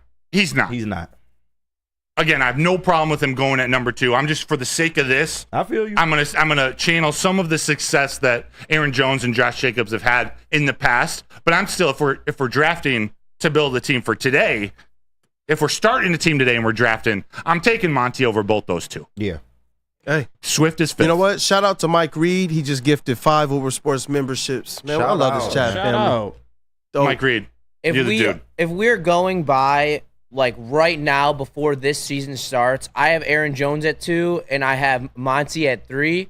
I can dig with that. If we're going into next season in the situations they're in, I'd 100% have Monty over Aaron Jones. I do 100%. not like the situation he's in at all. Yeah. And who's your number 100. Gibbs. 100. I have Gibbs as a top 5 running back in the NFL. We got into it on Young man. my podcast with Joel, Yinging Sports. Shameless plug. Please tune in. But in this situation, with David Montgomery on the Lions, clearly number 2. Oh, 100%. Number 2, that's not a question. I was just saying if other teams were drafting and they didn't have this situation, you might go with Aaron Jones or Josh Jacobs over DeMont, just because we've seen DeMont with the Bears. And I think people... I'm not even making a good case. He is the second best running back. Screw it. I think people are forgetting how good of a runner Monty is in the open field as well. In that Chargers game, thank you, Justin. You saw him make that play that was, what, a 75-yard touchdown? That's something that people think Monty just is a 4-yard get it back, but he also has that explosiveness that he can take it to the house from a long distance and hit a home run. Thank you, Justin. He is a complete back. Short yardage, big gains. He can catch the ball out the backfield. I know that's not necessarily his specialty, but he can do that as well. Like, he does it all, man. And last year, he really showed the NFL what he can do if you put a solid, competent offensive line in front of him. But even in Chicago, he was bordering 1,000 yards. Yeah. He's not getting enough respect to me. I'm sorry. Yep. And what did Monty say when he got here? He was like, you know what? From the outside looking in before, it was like, I don't ever want to go there. I don't know what's going on there. So when things turned around and he actually had an opportunity to come here, he was like, yo, this is the best team I played on. And the best offensive he line. was willing to get water. He just wanted to be on the field. He wanted to make a difference. That was the best introductory press conference I think I've ever seen. Yeah. Just in terms of what this team needed, him and his personality and the words he said at that time and place in this franchise history. Yeah. It's like, I don't care what I do here. I'll get water for Jared Goff if he needs it. I'm here to help this team win a Super Bowl. Sheet. You know what? Okay. All right. Insurance, baby. I love it, man. Whether it's David Montgomery has insurance to Gibbs has insurance to David Montgomery, Craig Reynolds, Sione Vaki, Zonovan Knight. They got insurance. They got quality depth. That's the one thing I agree. Not putting them in tier 2, but the fact that the Lions have quality depth. Tell them where else you can get insurance, Kool-Aid. Hey, you can get that insurance from Swiss Insurance. Now more than ever, it is critical for you to have your current insurance carrier reviewed. Swiss will make sure they're not slipping in any extra fees or raising deductibles. All you got to do is call Mark at Swiss Insurance today. 313-530-1698. Again, word to flannel. 313-530-1698. Or visit them online at swissins.com and let them know that Woodward Sports sent you. Hi, my diamonds. It's Crystal with an X. You want to get hot and perfect like me? Here's my super easy routine. Drink at least a gallon of water before you wake up. Attach a weight to everything in your house. Sell your car and just sprint everywhere. Scream when you exhale. Don't follow Crystal with an X. Do your own thing at Planet Fitness with tons of equipment and free fitness training in our clean and spacious clubs. Join now for just $10 a month and cancel anytime. Love Woodward Sports? Love wearing clothes? Then you should be wearing Woodward Sports clothes. Check out our full line of merch at woodwardsports.com. Just click on shop. We have all your favorite designs, like Dan Campbell kneecaps, Woodward golf, and of course, our own logoed out merchandise. Men, women, infants, kids all love Woodward Sports. Impress your friends. Impress your boss. Impress your dog. Buy Woodward Sports merch today.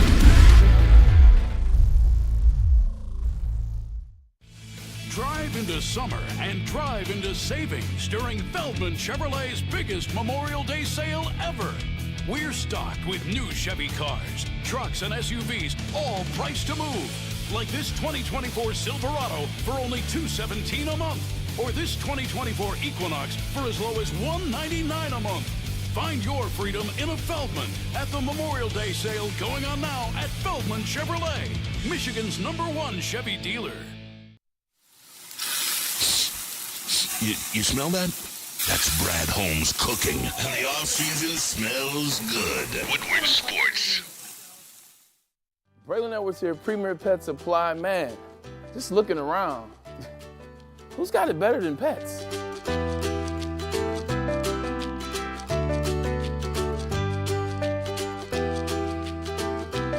Come on, a baby stroller for Coda?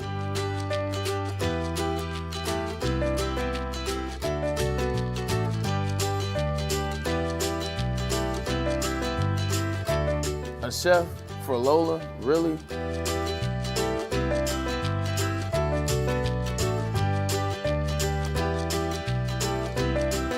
You don't have to tell me who the real boss here is. Who's got it better than pets? Nobody, especially here at Premier Pet Supply. For over 30 years and more than 13 locations, Premier Pet Supply has everything that your pet can dream of, and guess what? It's all under one roof. Premier Pet Supply, family owned, operated, and proud to call Metro Detroit home. Check out premierpetsupply.com or scan the QR code today. Who's got it better than pets? Nobody!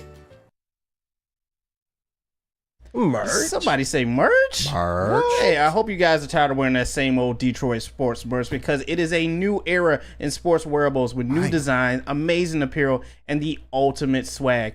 Do yourself a favor, go to woodwardsports.com, click on that shop tab. We are dropping new designs every single week. But I gotta tell you about these ones that we got up here. Coming soon. Hashtag Boo Them Kids. Boo Them Kids. We got the Dan Campbell and Brad Holmes election t-shirts, hoodies, hats. The Tigers, they split yesterday, but they'll pick it up. I guarantee you. We got the Tiger sweatshirts, and obviously Kool-Aid has a couple of these in his closet right now. The Welcome to Detroit signed t-shirts. If they're for you, hey, pick up some.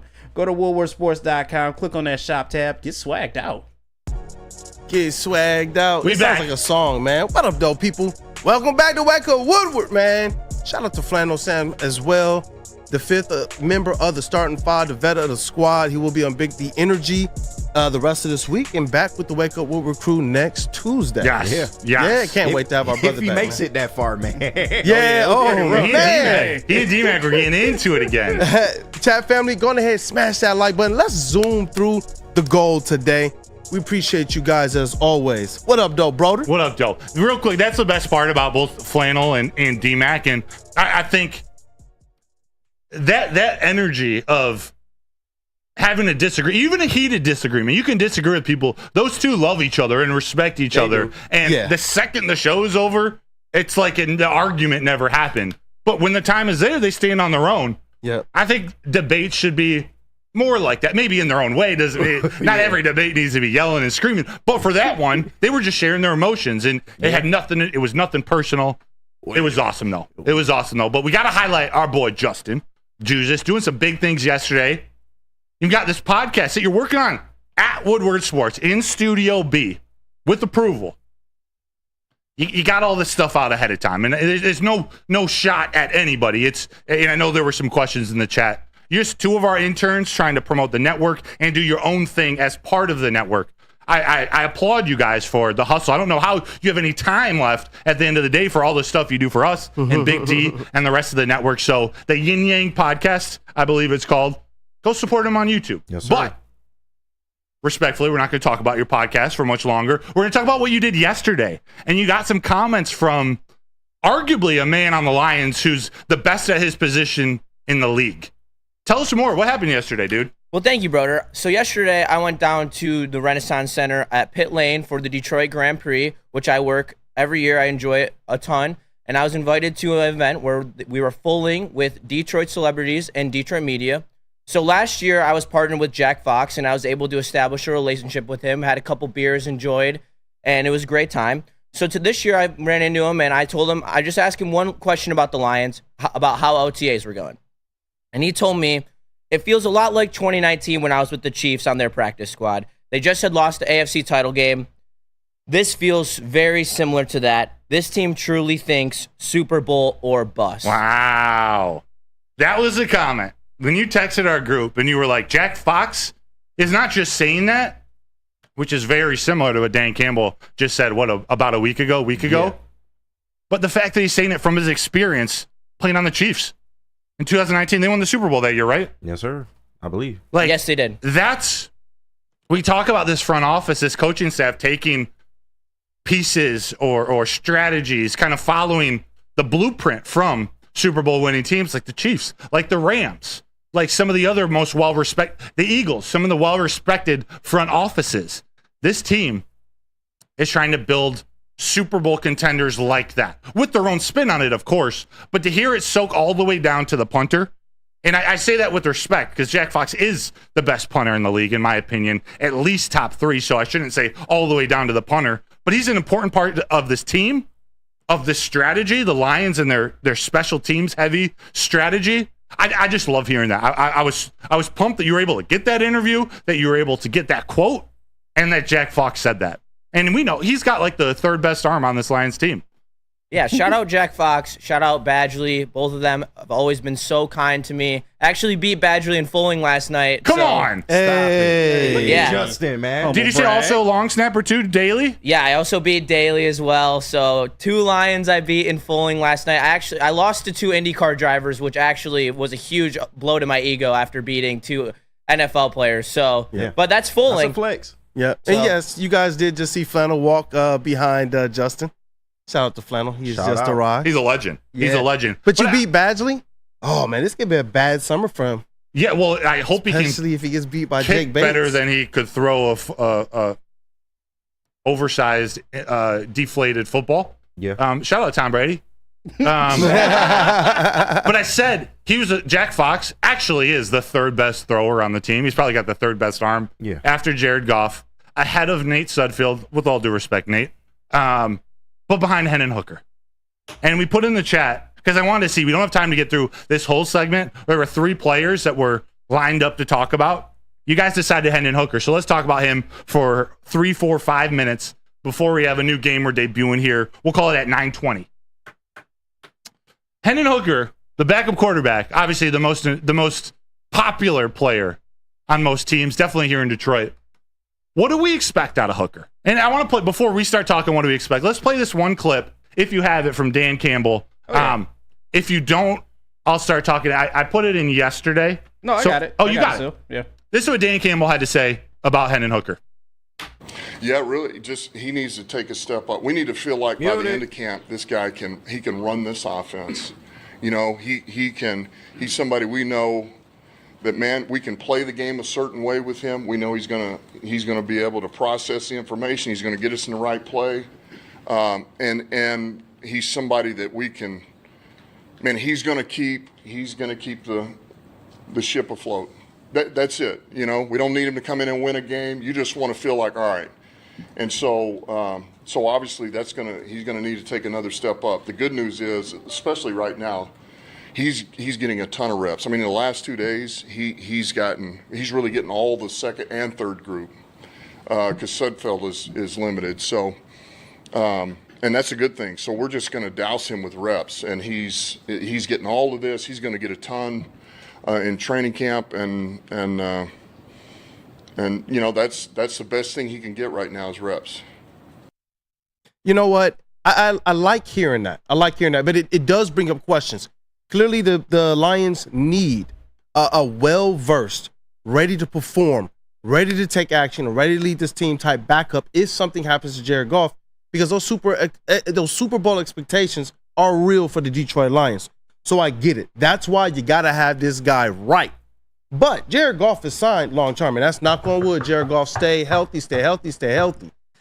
But it just begs the question, like, if he actually proves to be something really, really valuable, that could potentially be a starter or a game changer, a difference maker in this league, does he become an aspect of like a trade candidate or not? I think that's the goal. Also, why you got to put this dope picture up behind me? I like Hendon Hooker. That is so nasty. That is I was like, yeah. I had to edit it up a little bit. I was like, yo, this is going up on the back wall. But so you're right. That's at least part of the goal, I believe. Okay. I don't think I wasn't able to be at practice last Thursday, but from all reports from the other beat writers, the people that were at practice, Doc Macaroon, he didn't have the sharpest practice of all time. He didn't look like we all think he was going to look like. I heard it was a lot of good and some bad in there too. Yeah, he's raw. He's bag. Young. Yeah, he's still got a lot to learn. He's not young. He's relatively old for his career in the NFL, but he's young and he still has a lot to learn in a Ben Johnson offense, reading NFL defenses. So to me, I see him now with the Jared Goff extension either becoming the next type of Jordan Love, sit behind the starting quarterback for the next 2-3 years. Maybe that shot comes with the Lions in year 3, 4, 5 of this extension for Goff, or he's a trade piece. He's someone we see, whether it's in preseason or Goff gets hurt for a game and he comes in and he plays well, like someone who we look, not because we want to move on from him, but because he has value. You can get a high pick for him because before he got hurt, he was going to be a first-round pick. How realistic is it for him to be the future of the Lions, though? That doesn't feel too realistic. I see people still saying that on socials, conversations I have with friends and family, even in the chat. People keep kind of thinking this could be a thing. At this point, I just don't see it, because if you want to go to the end of Jared Goff's contract and then switch to Hendon Hooker, he'll be 30 by the time he'll get a shot at being your starting quarterback. And for a quarterback that's never played a down in the NFL, I don't know if that's where the Lions want to go with their franchise if things don't work out with Jared Goff and he doesn't re-sign again. But it's hard to believe that they'll entrust a 30-year-old who's never played an NFL snap to take over the franchise in the next 4 years. I just don't see that with Brad Holmes. But future of this guy we're talking about with the Lions, I think that all depends on how he performs during training camp and during this season right now. As you heard from Dan Campbell, it's kind of hard to picture what he's going through right now. I honestly think he's doing a little bit of a learning curve right now. That's why you see the times during practice where it's like, all right, he's showing out, but he's still young. He's still trying to learn. He's still trying to develop. And I don't think they're willing to just hand over the reins to him, which they shouldn't at this point in time right now. They don't need him to sit here and come in and win games to be this huge game breaker or anything like that. They just need him to come in, learn, win respectfully, and then move on from there. Yeah. But as a future of the Lion, and I'm a supporter of Hendon Hooker, I don't truly see that happening. I think they're going to coach him up well enough that they can use him as a trade piece maybe in a year or two from now and then kind of move on to their next QB. But I'm still a fan of Hendon Hooker, and I'm still going to root for him no matter what. Man, you know what? Well, what happens if this guy shows out? Like, what do you take away from preseason if this guy actually shows up? Zero. There's it'll be great. A 0% chance that anybody but Jared Goff is starting day one, game one, snap one. Oh, yeah, I know that. Yeah. I mean, like, in terms of his long-term future. But you know what's going to happen in Detroit if Hooker goes out there during preseason of all things and shows out. At this point, I don't know, because Jared Goff has proven enough to where fans should be like, okay, he's going to be our guy. Even if he starts out slow and struggles, you got to expect him to be able to rebound and take this team where they need to be. And to JB's point and the Broder's point, I think it is a little bit of both. If he goes out and shows out in preseason, that's fine. Then I have more confidence in him as a high-value backup to Jared Goff in case anything happens. But at this point, he is your backup quarterback. And then if he goes and shows out, then maybe you do use him as a trade piece. But I think it's a little bit of both. Yeah. You want him to be your backup for right now, but if the right team comes calling with the right deal, why he's not? Gonna be gone. You can always draft another quarterback. Why not? And that's what fans need to watch and need to root for in the preseason. Not that he plays well enough to start a quarterback controversy, but that he plays well enough to prove that he can be a reliable backup. Yes. Because, and you guys know, I love Sudfeld. I don't think he should ever touch the field. I love Sudfeld in the quarterback room, helping Goff prepare for the week, helping Goff prepare to read certain defenses, and using his brain to help Goff. But if he's on the field, if Jared Goff gets hurt right now, it's still oh shit right now. You're right. There are seriously. problems. Yeah. We have this amazing complete roster. I don't even know if we can say that they have strong depth at quarterback. That's what we want Hendon Hooker to prove this OTAs, training camp, this offseason, that he can come in and just hold the fort down. Yeah, and through some of these practices, a lot of things have been said about his athleticism and how he has a cannon arm, but he has to work on his accuracy. So that's probably the biggest thing for Hendon Hooker going forward. Work on that accuracy, getting his reads down, and just getting used to playing the NFL game. He hasn't played a down of NFL football yet. So, yes, preseason will definitely be interesting. We'll be watching to see how he performs, with the second unit and things of that nature. Maybe even the first unit. But, we definitely, going forward, he is your backup guy. And the Goff intangibles, to me, they've grown on me over the years, man. Like, just seeing this guy, his moxie, his leadership, his gamesmanship, his never rattledness, his never getting injured, his ability to improve this team year after year after year of being here, wanting to be here. Like, I don't know, man. I really like who Goff is, and I think he is severely underrated because people are looking for the cannon arm. It's like with Amon-Ra St. Brown. Yep. They're looking for Amon-Ra. They're like, well, he's not the 6'4", streaking down the field, catching the deep pass. And it's just like, but when I look at Jared Goff, this guy, year after year after year, is in the tops in yards thrown, in the tops in touchdowns thrown. More playoff wins than all the athletic quarterbacks you want to name. Why is he so disrespected, man? Because it's not sexy. Yeah. It doesn't.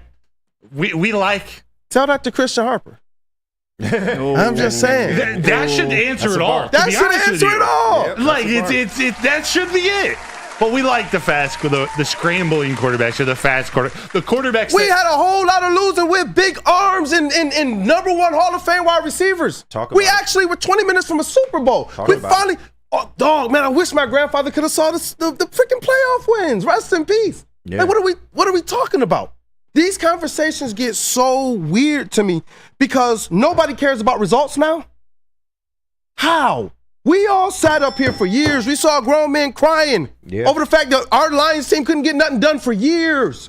Fantasy football. What are we doing? Now we're getting stuff done, and it's just find a way to try and take these guys apart. They gonna move the goalposts every time. This is what it is. But until the Lions go out there and get that Super Bowl, you got to expect stuff like this, man. It's just gonna happen. Yeah. We want to see the next 50 years of great business out of the Lions. Just like the last 50 years of great business out of Les Stanford. When we come back, we're talking a new game, layup lines. I'm excited for this one, I think. It's going to be good. But check out Les Stanford. They've expanded. They'd offer more products to more people. They've added Les Stanford Buick GMC. They're still offering the same great service that their long-term customers have come to know and trust. But this new location on Woodward Avenue, just south of 9 Mile, I encourage you to go check them out or check them out in Dearborn today. Visit LesStanford.com. Les Stanford Chevrolet. Together, let's drive. Where's the most convenient place to get that big fitness energy? It's Planet Fitness. Join today for just $1 down, $10 a month. With over 2,400 locations and equipment for every workout, you can get in, get energized, and get going. And with free fitness training and most clubs open 24 hours, everyone belongs in the judgment-free zone. So join today for $1 down, $10 a month, no commitment, cancel anytime. We are the network for Detroit by Detroiters. Welcome to the Woodward Sports Network.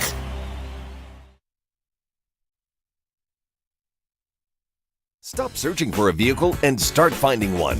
Les Stanford Chevrolet Cadillac makes it easy. We harness the power of multiple dealerships and own the biggest selection of GM brands in the area to get you the car you need. With the Les Stanford Group, you'll have access to 4 different dealerships, providing you with more makes, more models, and more choices. We're connected to more than 1,000 vehicles, and with so many high-quality CPO vehicles available, you'll find new car quality at pre-owned prices. You can start and end your search at lesstanford.com today. Hey, what up, though, people? As always, we appreciate you guys supporting the Wake Up Woodward crew every day, Monday through Friday, 8 a.m. to 10 a.m. with the whole crew. You already know Broder, myself, Kool-Aid, KG, JBSMOOOOOV, Flannel Sam, and that dude, Justin. But after us, you guys better tap in with the rest of the programming. You got Big D Energy from 11 to 1, hosted by 4-time Stanley Cup champion Darren McCarty, alongside his co-host Neil Rule, the Golden Voice. After that, it's Armani and Edwards with Maz from 2 to 4, hosted by the lovable radio legend Tom Mazaway, alongside former NFL wide receiver and University of Michigan legend Braylon Edwards, and the king of Detroit media, Ryan Armani. I just saw him on Fox 2 just a few minutes ago. And then after that, shout out to Woodward Heavyweights, 5 to 7 p.m. The big fellas, Spin Mode Racks, and Easy. Shout out to Chris Platty and Nick Koloff as well. You guys already know to bring you the biggest interviews, the biggest breakdowns, and the biggest laughs. But most importantly, shout out to you guys. Shout out to all the supporters who made Woodward Sports the #1 digital network out there. Thank you guys. We appreciate you. And welcome back. What up, though, people? Shout out to Brandon's dog. Wake Up Woodward. Not Brandon Katz, but Brandon's dog. He says if you hate golf, you hate winning. Yeah. It's factual. He said it. Factual. I didn't say it. It's like the anti-cats. The guys. I like Brandon Dog. I think that's what's brewing, because there's a Brandon Cats, there's a Brandon CATS in there. There's a Brandon's Dog. Apparently, I think on Big D, there's now like 4 or 5 different Cats accounts. Yeah. No one knows who the real. Well, actually, we can tell pretty fast who the real one is. This is like V for Vendetta. It is, but it's B for Vendetta. I like that. I like that. We do have a caller. We do. From Florida, from sunny Florida. One of our regulars. It is Terrell from FL. Terrell, you on Wake Up Woodward, bro? What's going on with you? Hey. Yo, what's up, boys? How we doing? Hey, Terrell, we're doing fantastic. How are you?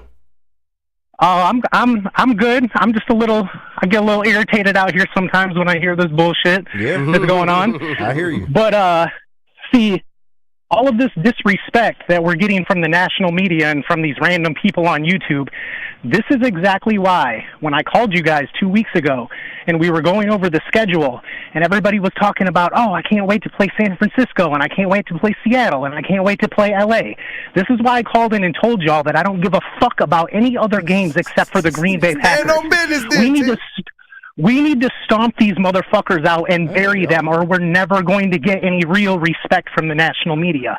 They don't care about us because they always think that the Packers are going to come back and win because of history. These people don't understand. Like, if y'all want to see some wild shit from Packers fans, go on Facebook and go to the NFC North Trash Talking group and see the stuff that these people say about us. Yeah. It is unbelievable. Half of their fan base thinks that we're going to regress and win 8 or 9 games this year simply because we're the Detroit Lions.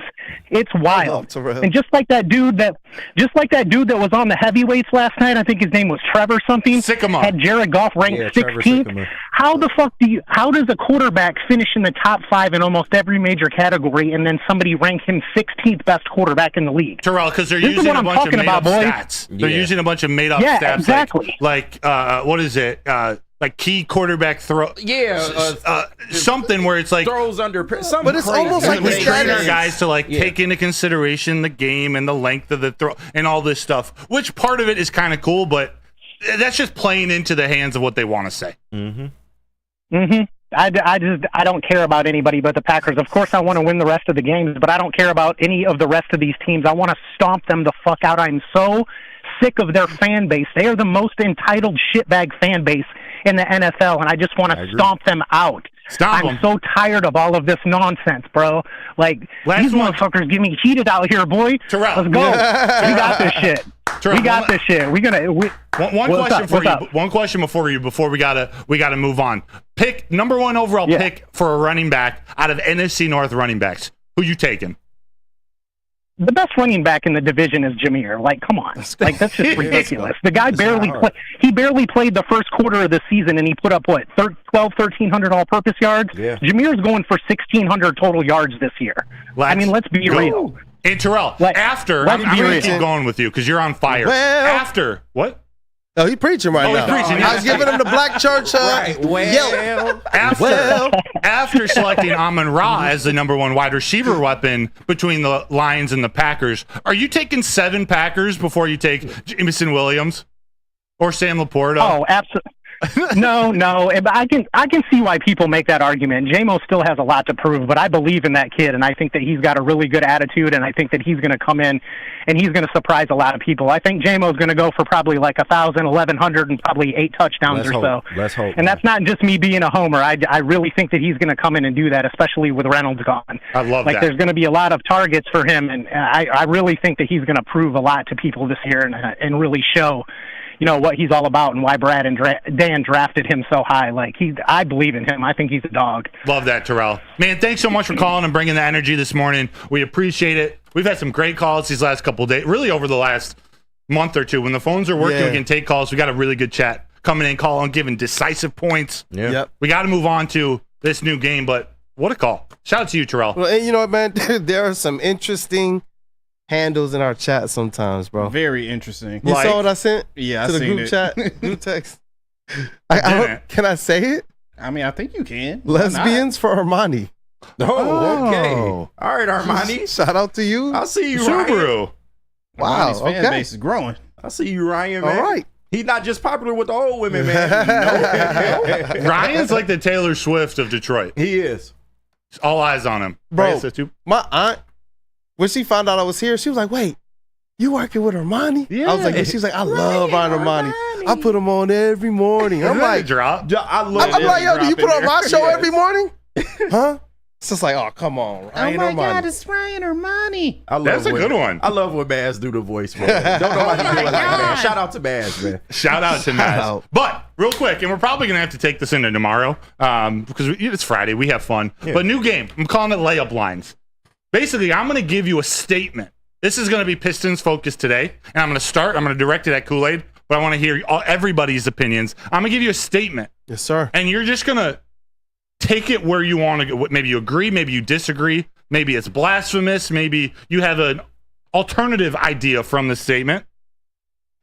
But we're just going to see how this goes. Take it as you leave it. Layup lines. Here's my first line. And this is a real layup line. This was a picture I took at the Pistons game. And I don't know who half the players are in it. Neither do I. We got Buddy. We got James Wiseman. Buddy, we got Boeheim. Somebody on that side. Chimizi Metu. Who knows? Yeah, they all can get traded. It's okay. All right. This is I'm going to start with this one. It wasn't number 1 on my list, but because Dante151 is here, he sent this to us, and I turned it into a statement. The Pistons should offer the Washington Wizards, Isaiah Stewart, Quentin Grimes, and the number 5 pick in this year's NBA draft for Kyle Kuzma. Say that again. The Pistons should offer the Wizards Isaiah Stewart, Quentin Grimes, and the number 5 pick for Kyle Kuzma. No. Number one for No? Kyle Kuzma. No. Yeah, Why? I'm not. You're losing a lot of defense for a guy who plays, in my opinion, a little bit questionable defense. Can he score? Yeah, he can go on some runs. But you look at the money the Washington Wizards spent, it didn't really work out. Jordan Poole and Kyle Kuzma, they had, in my opinion, better players, better rotation, and it just didn't work out. For that, I don't mind Kuzma on the Pistons, but for that deal, no. Yeah. Quentin Grimes is one of the better defenders on this Pistons team. There's so many different advanced metrics that put this guy really in the top 5s and top 10s, especially within his draft class, players under 25. And when you're talking about B. Stu, I'm sorry, like, even though I don't necessarily think he should be starting, I really like what he brings to the table as it relates to toughness. And I'm being serious. People do not like to mess with that guy. So one thing I'm coming to you, KG. The one thing that stood out to me was that Ivy, Duran, they weren't involved in this. Yes, you gave up the number 5 pick, but we don't care about that as much. Are you doing this trade? Doesn't sound like you would. I don't think so. And while Kyle Kuzma isn't my favorite player, he would be an upgrade for the Pistons. However, while he can put up points, his shooting is the biggest issue here. He's not the best, most consistent three-point shooter. And if you're going to play that wing position, that's something that the Pistons absolutely need this offseason, is to find more shooting. So I just don't believe in him long-term to be a great piece, especially if you're giving up Stu, a 5th, and who else you say? Quentin Grimes. And Quentin Grimes, too. I like Quentin Grimes as a good backup piece on the bench. So, yeah, I don't know if I'm doing that. And Isaiah Stewart was, for better or worse, one of your better three-point shooters last year. Yeah, he improved. He did improve. We got to give him credit. Yep. And Quentin Grimes, I know that he didn't find his shot here, but he was one of the better three-point shooters when he got into the league with the New York Knicks. Yeah, fair. Too inconsistent. Moving on. If the Cavs sign Donovan Mitchell to an extension and Darius Garland becomes available. Oh, yes, please. Garland should move to the top of the Pistons priority list. Yes. Number 1. That should be the guy they go after. I like that. Yes. Come on, Kool-Aid. You know it's a yes. Come on, I know. I like him. I just don't know if he is the priority for me. That's a key point to this statement. Is he number 1? I think he's a great fit with Cade. You leave Cade at the 1, put Garland at the 2. He plays like a 2 anyway. Great scorer, great shooter. Lights out. Yes. Defensively, you'll lose a little bit, but for the offense that he makes up, I'm definitely taking Darius Garland. It's worth the risk. Yes. Whew. Before I move on, I got to get Kool-Aid's answer. I know it's a tough one. I like him. In there's Paul George out there. That's what I'm saying. There's Jeremy Grant, maybe. There's some other players that I think can bring just a little bit more, in my opinion. But really, all right, then. Oh, you don't have to give an answer yet. Maybe it comes up in this next statement / question. Rank the following 3 teams in terms of who Trajan Langdon should focus on in the trade market this offseason. Portland Trailblazers, New York Knicks, and New Orleans Pelicans. I picked those because they each have at least 2 or 3 players that the Pistons could be eyeing. But if you want to bring in the Heat, if you want to bring in the Hornets or the Nuggets, I see some Michael Porter Jr. What? The Utah Jazz. Maybe the Utah Jazz. Who basically, and actually I should check where the article came from. It was I'll check who wrote it, but it was a who should the Pistons take advantage of? Who should Trajan? Actually, it wasn't even about Trajan Langdon. Who should they take advantage of this offseason? Teams looking to shift some things around. Yeah, Pelicans. Yeah, top of the list. Blazers and Knicks. I would do it in that order. I would do that in that Who you order. getting from the Knicks besides maybe Julius Randle? And I don't want Randle. Draft picks. OG, they're probably going to re-sign OG. I don't know if he's restricted or not. They're talking about putting some stuff in his contract potentially, where if the Pistons say, you know what, we'll just give you the cash, it's just a better offer for him long term. Okay. Because he's had some injury issues in the past. But the type of player OG Anunoby is, I would definitely want him on the Pistons. But yeah Pelicans first for me. Yeah, and I put the Pelicans first just because of the connection with Trajan Langdon and because of their roster. We talked about it yesterday. If you strike out on Brandon Ingram, there's so many other players on that roster that are just they can instantly transform these rotations and these lineups that the Pistons have been running out there. Look at this. That's why I put this up here. This is 1, 2, 3, 4, 5 players that don't belong on this, but they were playing with these guys. Does anybody know who that is with the mask on underneath the basket? Nope. That's what I'm talking about. So, yeah, I definitely that would be the order I would go in. All right, last one before we move. Oh, of course, Jesus. I would like to interject. Please. Because in this topic specifically, my NBA guy, Joel, partner in crime. Shout out. He's in chat also. He brought up Mikal Bridges yesterday, and I love that as an option. I think that he brings a lot of shooting and a great defensive mindset to bolster this team, and that would be my option. Nets are in cap hell. They don't have a lot of way as out of it. Their owner's talking about this. They might like completely rebuild and like start from scratch. They should build it. They want to build a sustainable organization. Yeah. They've been retooling since Kyrie and that fiasco. They got Cam Thomas. Yep. Actually, Jared Allen isn't there. Claxton. Yeah, Nick Claxton. Who I want the Pistons to get. Would Mikal Bridges move to the top of the priority list? Oh yeah, I think that'd be number one. 100%. 100%. He does. Mikal Bridges or Garland? He scored. Mikal Bridges. Bridges. Because of the it's the two-way. Fit. Yeah, he's a two-way player. It's the fit. He's the type of wing that we need. He can shoot. He can play defense. You talk about a guy who makes the game look easy, bro. Yeah. And he's gotten better over these years, man. His time in Phoenix was good, but since he's gotten to the Nets, he's really taken that next step. I would definitely prioritize him. And who was your number one, Justin? Number one, like off-season target, Mikal. Yep, 100%. He's such a stud. That's a good one. He's such a stud. Yeah, I like him. I don't know the possibilities, but I do like him. For the Pistons, usually when they get involved in these things, they wind up getting like the second tier of the push-offs. Like even when you look at the Knicks, when they wanted to clear the space for the signing of Jalen Brunson, the best asset we got from that was the draft pick of Jalen Durant. Yeah, a number 12 that came out of nowhere. Yep. Or the could number end up. 13th pick. Yep. Mm-hmm. Yeah. And that's also is that the pick that in a lot of these hypothetical trades, people keep offering the 2026. I think we even actually talked about it the other day. 2026 first round pick. We actually can't. The Pistons can't offer that in a trade right now. It's directed towards the Knicks with some protections. Yeah, I believe. I think so. I'll look into that more to give you guys. But instead of going to break, let's take a break after what's trending. Okay. I'm going to work in some of these. There's a couple questions left that I actually want to talk about. Yeah. So maybe we'll work them in tomorrow. I don't want to rush. And you know what? through Dad them. with Torres says you can't trade for Laurie because you have to deal with Danny Ainge, and that is an automatic L. Bro, smart. Troy Weaver traded Kelly Olynyk for Bojan Bogdanovic, who was where? With the Utah Jazz. Good Lord. And are we kind of looking back on we semi-wish Kelly Olynyk was on that team last year? Oh, when Kelly Olynyk and Jeremy Grant were here It's better with than Cade James Cunningham, Wiseman. it was an NBA rotation. It's better than James Wiseman. It was an NBA rotation. Dirty Kelly Olynyk. Dirty Kelly Olynyk. I'm so glad they have a new PBO where we can it almost slightly resets some of the chaos of the last 4, 5, 6, 9 years. We hope. At least we can, leading up to the draft, we can pretend. I'm excited. I'm glad to get your opinion on this, Kool-Aid. Let's get into what's trending with JB. Yes, sir. We'll do that. And then after that, we'll go to Soroki's. Then we'll come back with Feldman. I'm talking live. We're planning our breaks. But let's do what's trending with JB. All right, let's do it. Send it. Now it's time for the most electrifying segment on the internet. Bum, bum, bum. It's What's Trending with JB. Live on Wake Up Woodward.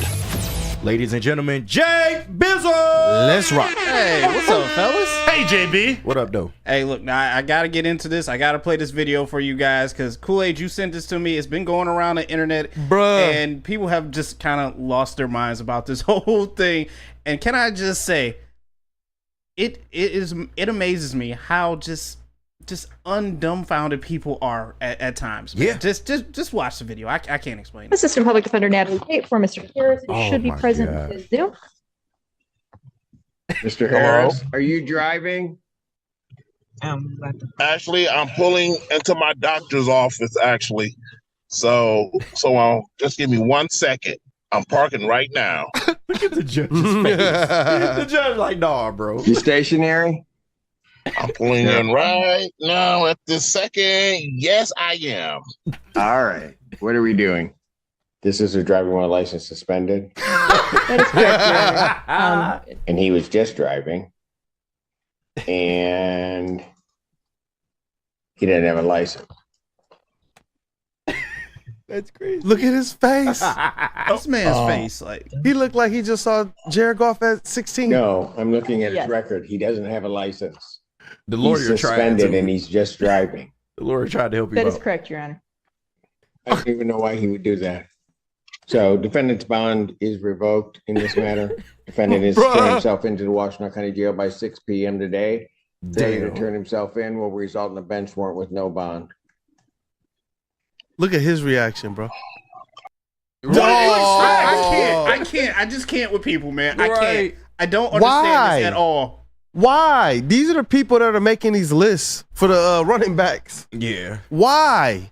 Also, these are the people that are filling up the legal system. There's a backlog. That's it takes wild. months and years to get simple cases heard because there's, should I say respectfully, there's idiots like this that do this. Yeah, man. Like, Nap guy if you gonna drive dirty, man, don't get on live a court fucking Zoom call with the judge. That's like showing up to court drunk for a DUI charge. It's like, come on, man. Unbelievable. He just needed to wait 5 minutes to be on the Zoom call. It's that simple. He pulled right into the parking spot on the call, and Nap guy said, I would have said someone else is driving me. You gotta say you're in like Europe or something then. Yeah, right. Yeah. Just get over there. Hey there. Man, JB. I just can't. Like I said, it amazes me how dumbfounded people are. But let's move on from this because I'm gonna just get upset about it. But Kool-Aid. Yes, sir. Man, today was the day that Kid Kool-Aid crossed you up. I can't believe it. What? Let me see this. Oh. Ooh. Oh!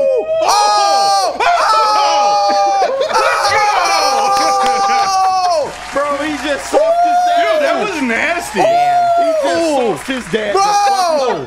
Come here. I'm going to the park right after this. Come here. Young Jay crossover. Oh my lord. Yo, bro, the dad was really hurt and proud, though. You can see it. Bro, you got to ground your son after that.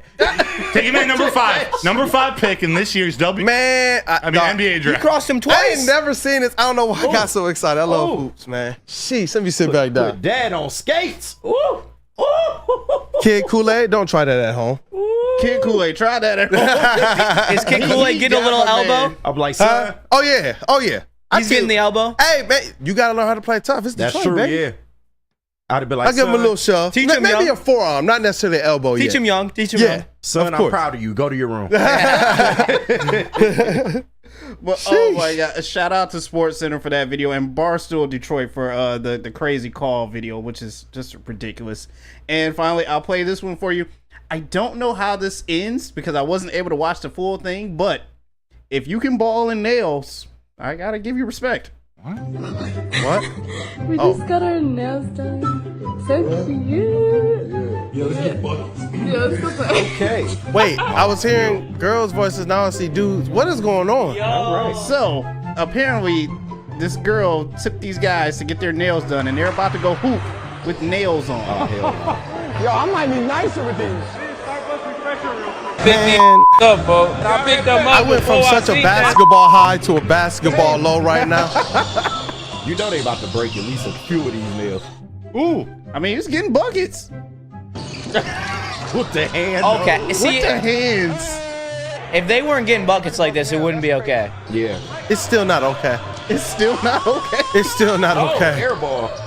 He hit him with that. Even got a dunk. Like That's a poster. He definitely broke some nails, though. This is not okay. The celebration is funny, And though. he broke a nail too. Shout out I'm to seeing a Sports lot of Center Caleb for that. Williams hitting the chat for some reason. Yeah. Shout out to Sports Center Was that for the one, Caleb too. Williams Invitational? Oh, like this. Oh my. So, Lord. are any of you guys hooping in nails? No. Nah, I'm good. No. Come on, I'm man. taking a pass on that. Nate Edgerton said someone get Kool-Aid and new Tigers. Bro, I got a bunch of hats at home. This has just been the one I've locked in on like the last, I don't know, year. Lock in. There's a rotation of hats on the way though, starting with the Detroit Negro League Stars. Damn Let's right. go. It's dope. Damn right. It's so cold. When I saw it, I was like, yes. That's what's up. It's fire. That is what's up. And now for this next one, I'm gonna send it over to Justin because he knows or has seen this guy apparently, right, Justin? Yeah, this dude is who beat me in Fulling last night. Nolan Ellier. I'm sorry if I mispronounced your name, but he is from Detroit, racing in the Indy Next Grand Prix this weekend, downtown Detroit, and he has a Detroit Lions inspired helmet, and that goes so crazy. Yeah, that's sick, man. I need that helmet. Yeah. I need that helmet. Not gonna lie.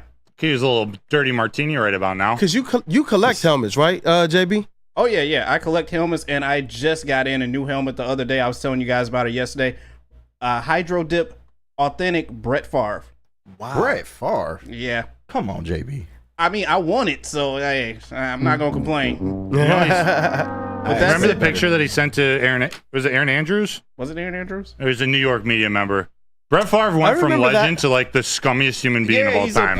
So fast. Piece of shit, man. Stealing from a charity. Yes. Idiot. Yeah. It is what it is. But that's it for what's trending, you guys. Amazing job, JB. Credit to Detroit Grand Prix Twitter for that picture right there. My dog. Look at you. Justin. That dude, Justin. Freaking stud. Doing things the right way. Let's take a quick break. JB, you're going to tell them about Soroki's. Get your mailbag questions in. And any final WNBA franchise team names for Detroit before we get this final poll up. Mailbag questions in. And Soroki sounds good. Yes. Tell them about Soroki's, Jay Bizzle. I'll tell you about Soroki. Soroki's Crispy Chicken and Pizza. They are taking over Michigan right now. Locations are popping up all over Metro Detroit, doubling the number of restaurants this year alone. They are known for their quality hand-battered, and hand-breaded chicken tenders, chicken sandwiches, and you can't forget about the New York-style pizza as well, and the Nashville hot pizza. Check that out. Be sure to stop in and try one of their mega stations near you, or go to Sorokis.com. Stop searching for a vehicle and start finding one. Les Stanford Chevrolet Cadillac makes it easy. We harness the power of multiple dealerships and own the biggest selection of GM brands in the area to get you the car you need. With the Les Stanford Group, you'll have access to 4 different dealerships, providing you with more makes, more models, and more choices. We're connected to more than 1,000 vehicles, and with so many high-quality CPO vehicles available, you'll find new car quality at pre-owned prices. You can start and end your search at lesstanford.com today. Most talked about Detroit media by other Detroit media, and we love it. It's the Woodward Sports Network. What's up, everybody? Neil Rule, Big D Energy, Woodward Sports Network, home of the Planet Fitness Studios. Let me tell you a little personal story about myself with Planet Fitness.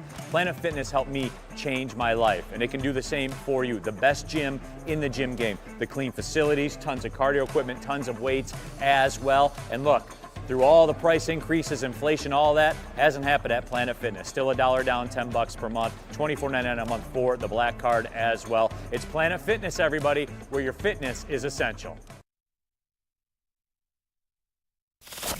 We don't like to brag that we are the toughest sports network in Detroit, but we do have a guy named Darren McCarty on our side. Woodward Sports.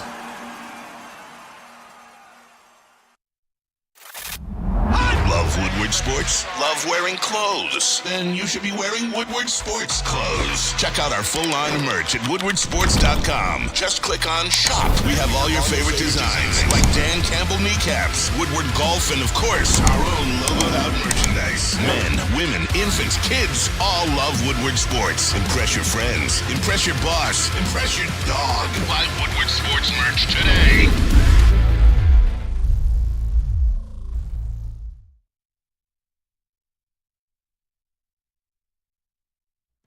Since 1996, Feldman Automotive has been driven to provide a fast, convenient, and first-class car buying experience called the Feldman Advantage. They got 18 locations around Metro Detroit, so there's got to be a dealership in your backyard. Just visit feldmanauto.com to find the location nearest you and check us out there once a month, usually the first Wednesday of every month, out at Feldman Chevrolet of Novi. They're great. Feldman Chevrolet is Michigan's #1 Chevy dealer.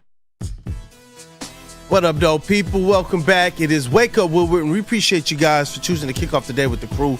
It's been a great week, man, for the show. I know it's been a short week because of Memorial Day, but it's been a packed and awesome week because of you guys.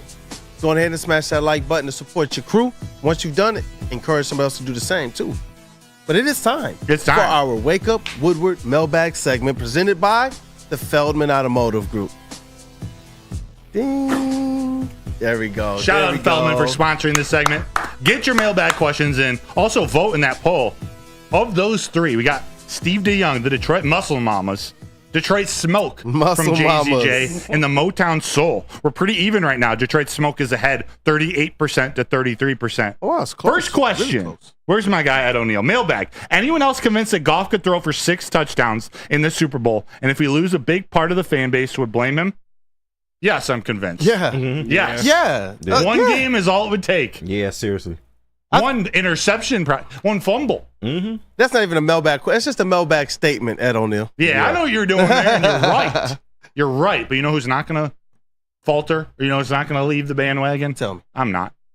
I know you. We're here. I know you like Hooker, JB, but I think you're pretty supportive of Goff. You're not going to jump off the bandwagon with one bad game. No, why would anyone jump off the bandwagon? It's one bad game. There's a long season to go in this. Like, come on. Well, they would do it if they feel like they have something to prove. They want their narrative to prove correct. Yeah, but it's not worth it. That's why I told Kool-Aid at this point, even if Hendon Hooker goes out there and shows the hell out, Jared Goff is your guy. He's proven more than enough that he's man enough for this job. Yeah. How about this? Mailbag from Nate Edgington. This is a good question. Again, might be a segment. How does this Tiger season differ from the Red Wings season? I'm leaning towards they are identical. Thanks. Well, the Red Wings to me had more talent. Yeah, I would say, and they did have a stretch where they were just killing it, man. I think they got 13 games above 500. We haven't seen the Tigers get that far above 500, but they had a pretty good start to the season. They absolutely did, but now you look at them and I'm caught up with him, man. Now we're below 500 within a month. Yeah, so, within the second third of the season, the Detroit Red Wings were literally 2 or 3 points outside of the 6th seed. Yeah, the Tigers. I don't think they're going to be anywhere there. Yeah, when you get through like the middle point or the second third of the season, you kind of see the comparison. I think what Nate Edgington is feeling is a little bit of hope, but then they go on a horrible stretch and kind of fall out of that race. Yeah, very solid parts of their team. Yeah, pitching staff and the Red Wings offense, but missing something. Was 10 times better than the Tigers offense. Horrible. Yeah, Red Wings defense or goalie, maybe that's their biggest hole. Yeah. A pretty impressive farm system. We think a lot of players are going to contribute to the future of the Red Wings at the NHL level, of the Tigers at the MLB There's level. Definitely some similarities. There's some similarities there. I see. They where must you're be going. owned by the same person. Oh, maybe we can learn a little bit. Mr. Red Wings fan? I think Mr. Dallas Stars fan? It's very funny. I think it's very considerable that they're similar, but I think the true comparison is the Red Wings without Larkin. Because with Larkin, if they would have had Larkin for the entire season, they would have made the playoffs. There's no doubt in my mind. But without Larkin, they middled at that 9-10 spot in the Eastern Conference. And I think that's exactly where the Tigers are going to sit. And I think that they're just going to be a couple games back and miss the playoffs. Well, you know what? Seeing how the season ended, they literally lost out on a wild card spot on the last game of the season. And right now, the Tigers are in the wild card race. Yeah. Looking at it from at least that perspective, there's definitely some similarities because we all expect the Tigers to at least be somewhere around 500. I expect them to be maybe a few games above 500. We know it's going to be up and down all season. And at the end, I think they're going to give themselves a shot at the wild card. And if they fall just short, it's going to look very similar to what the Red Wings went through. Not exactly, because I believe the Red Wings had a higher peak than the Tigers have shown right now. But it's definitely some similarities. Kool-Aid mailbag from Brandon's Cats. All right. How come no one's talking about Evan Fournier? Right. That was the question. Because he won't be on this team next year, most right. likely. Is that the reason? Yeah. Yeah.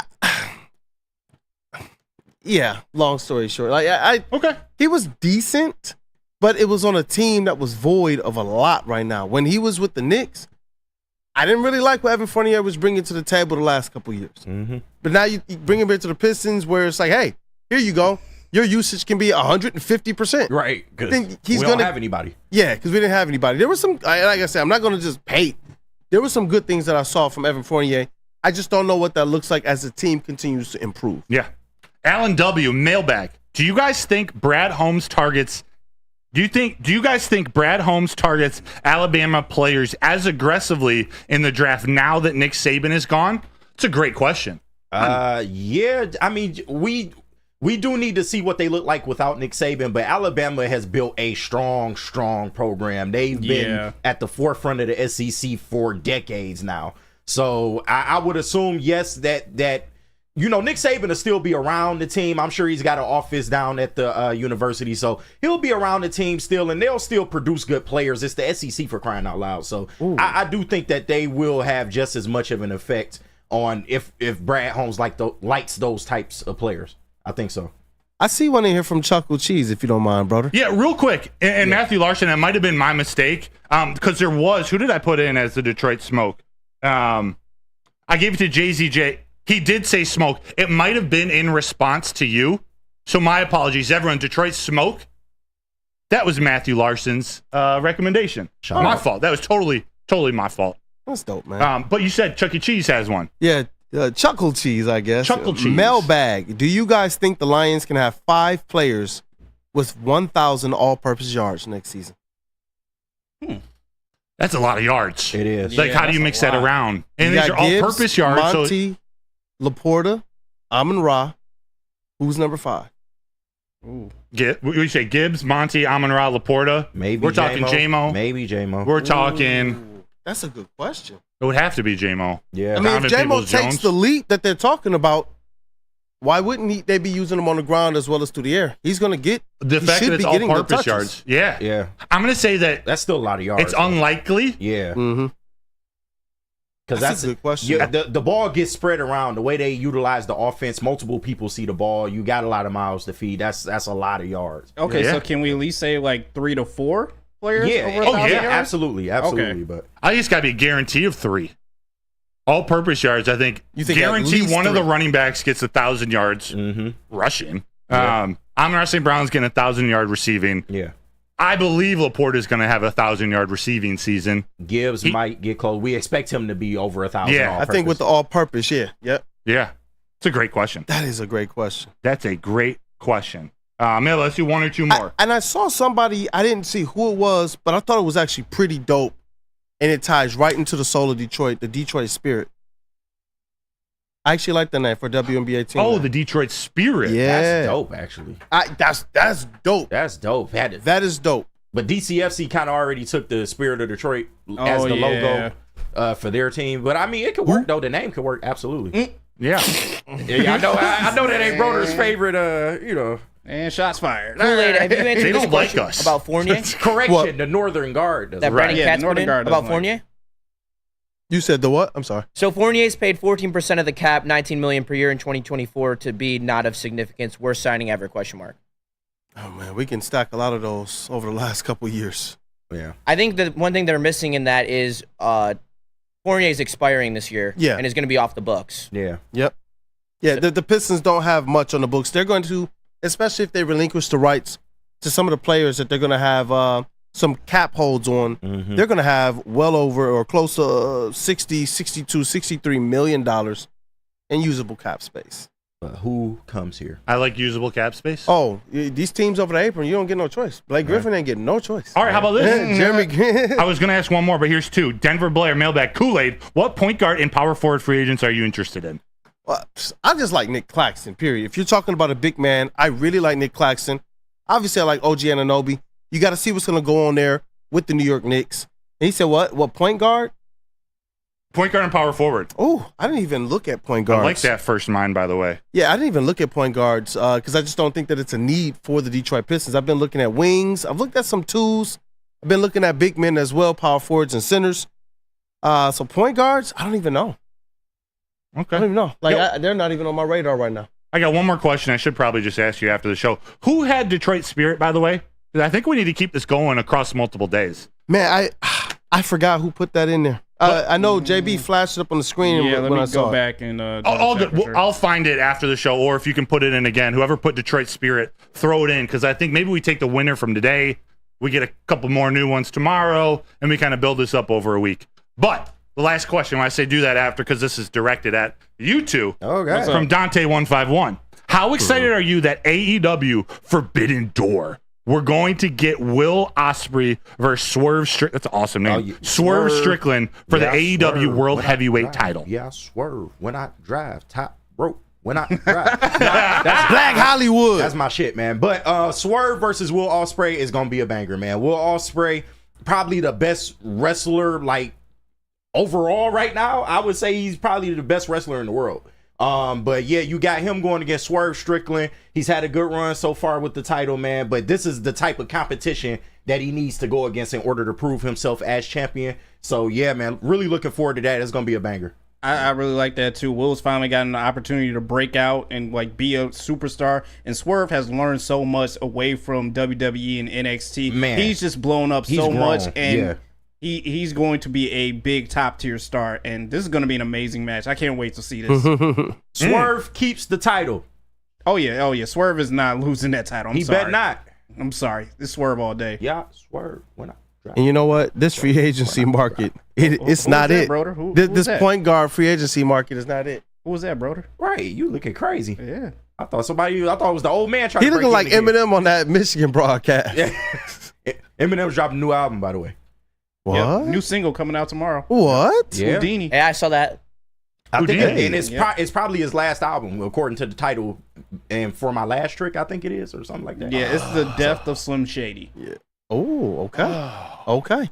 And you know what? This free agency market for point guards, it's not pretty. Yes. You got Tyrese Maxey and Emmanuel Quickly, who are RFAs. You're not getting them. James Harden, you don't want him. Oh, yeah. Go Unless ahead, you're get Matthew James Kruger. Right. D'Angelo Russell, but he has a player option. I don't think he's going to exercise that option to leave the Lakers. I'm good on D-Lo. Tyus Jones from the Wizards. Russell Westbrook, former Arn Tellem client. Markelle Fultz. Russ ain't come here. Markelle Fultz is interesting, actually. Yeah. That's very interesting. It is. Ooh. It is. That's very interesting. A little bit of breaking news. Jalen Waddle has reached an agreement today on a 3-year, $84.75 million contract extension.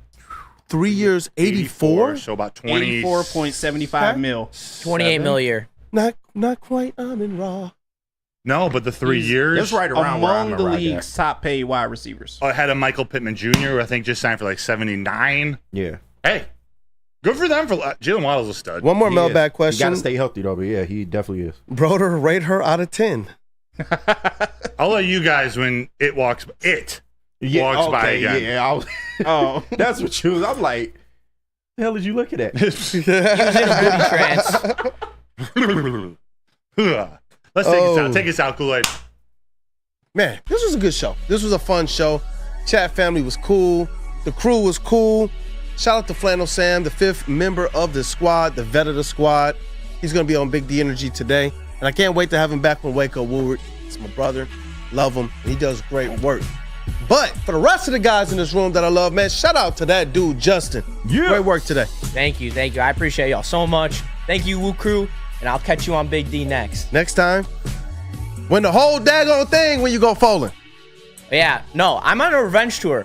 I'm the first round the first year. I got the Final Four this year. Next year, if I don't win, I might have a brain aneurysm. I was talking to my girlfriend and complaining about how I lost, and she was like baffled at the fact that I lost, and I'm like, love, I am a competitive motherfucker. Yeah, I want to win that shit so bad. I want that trophy. You really in a good relationship too when you started with love. I'm competitive.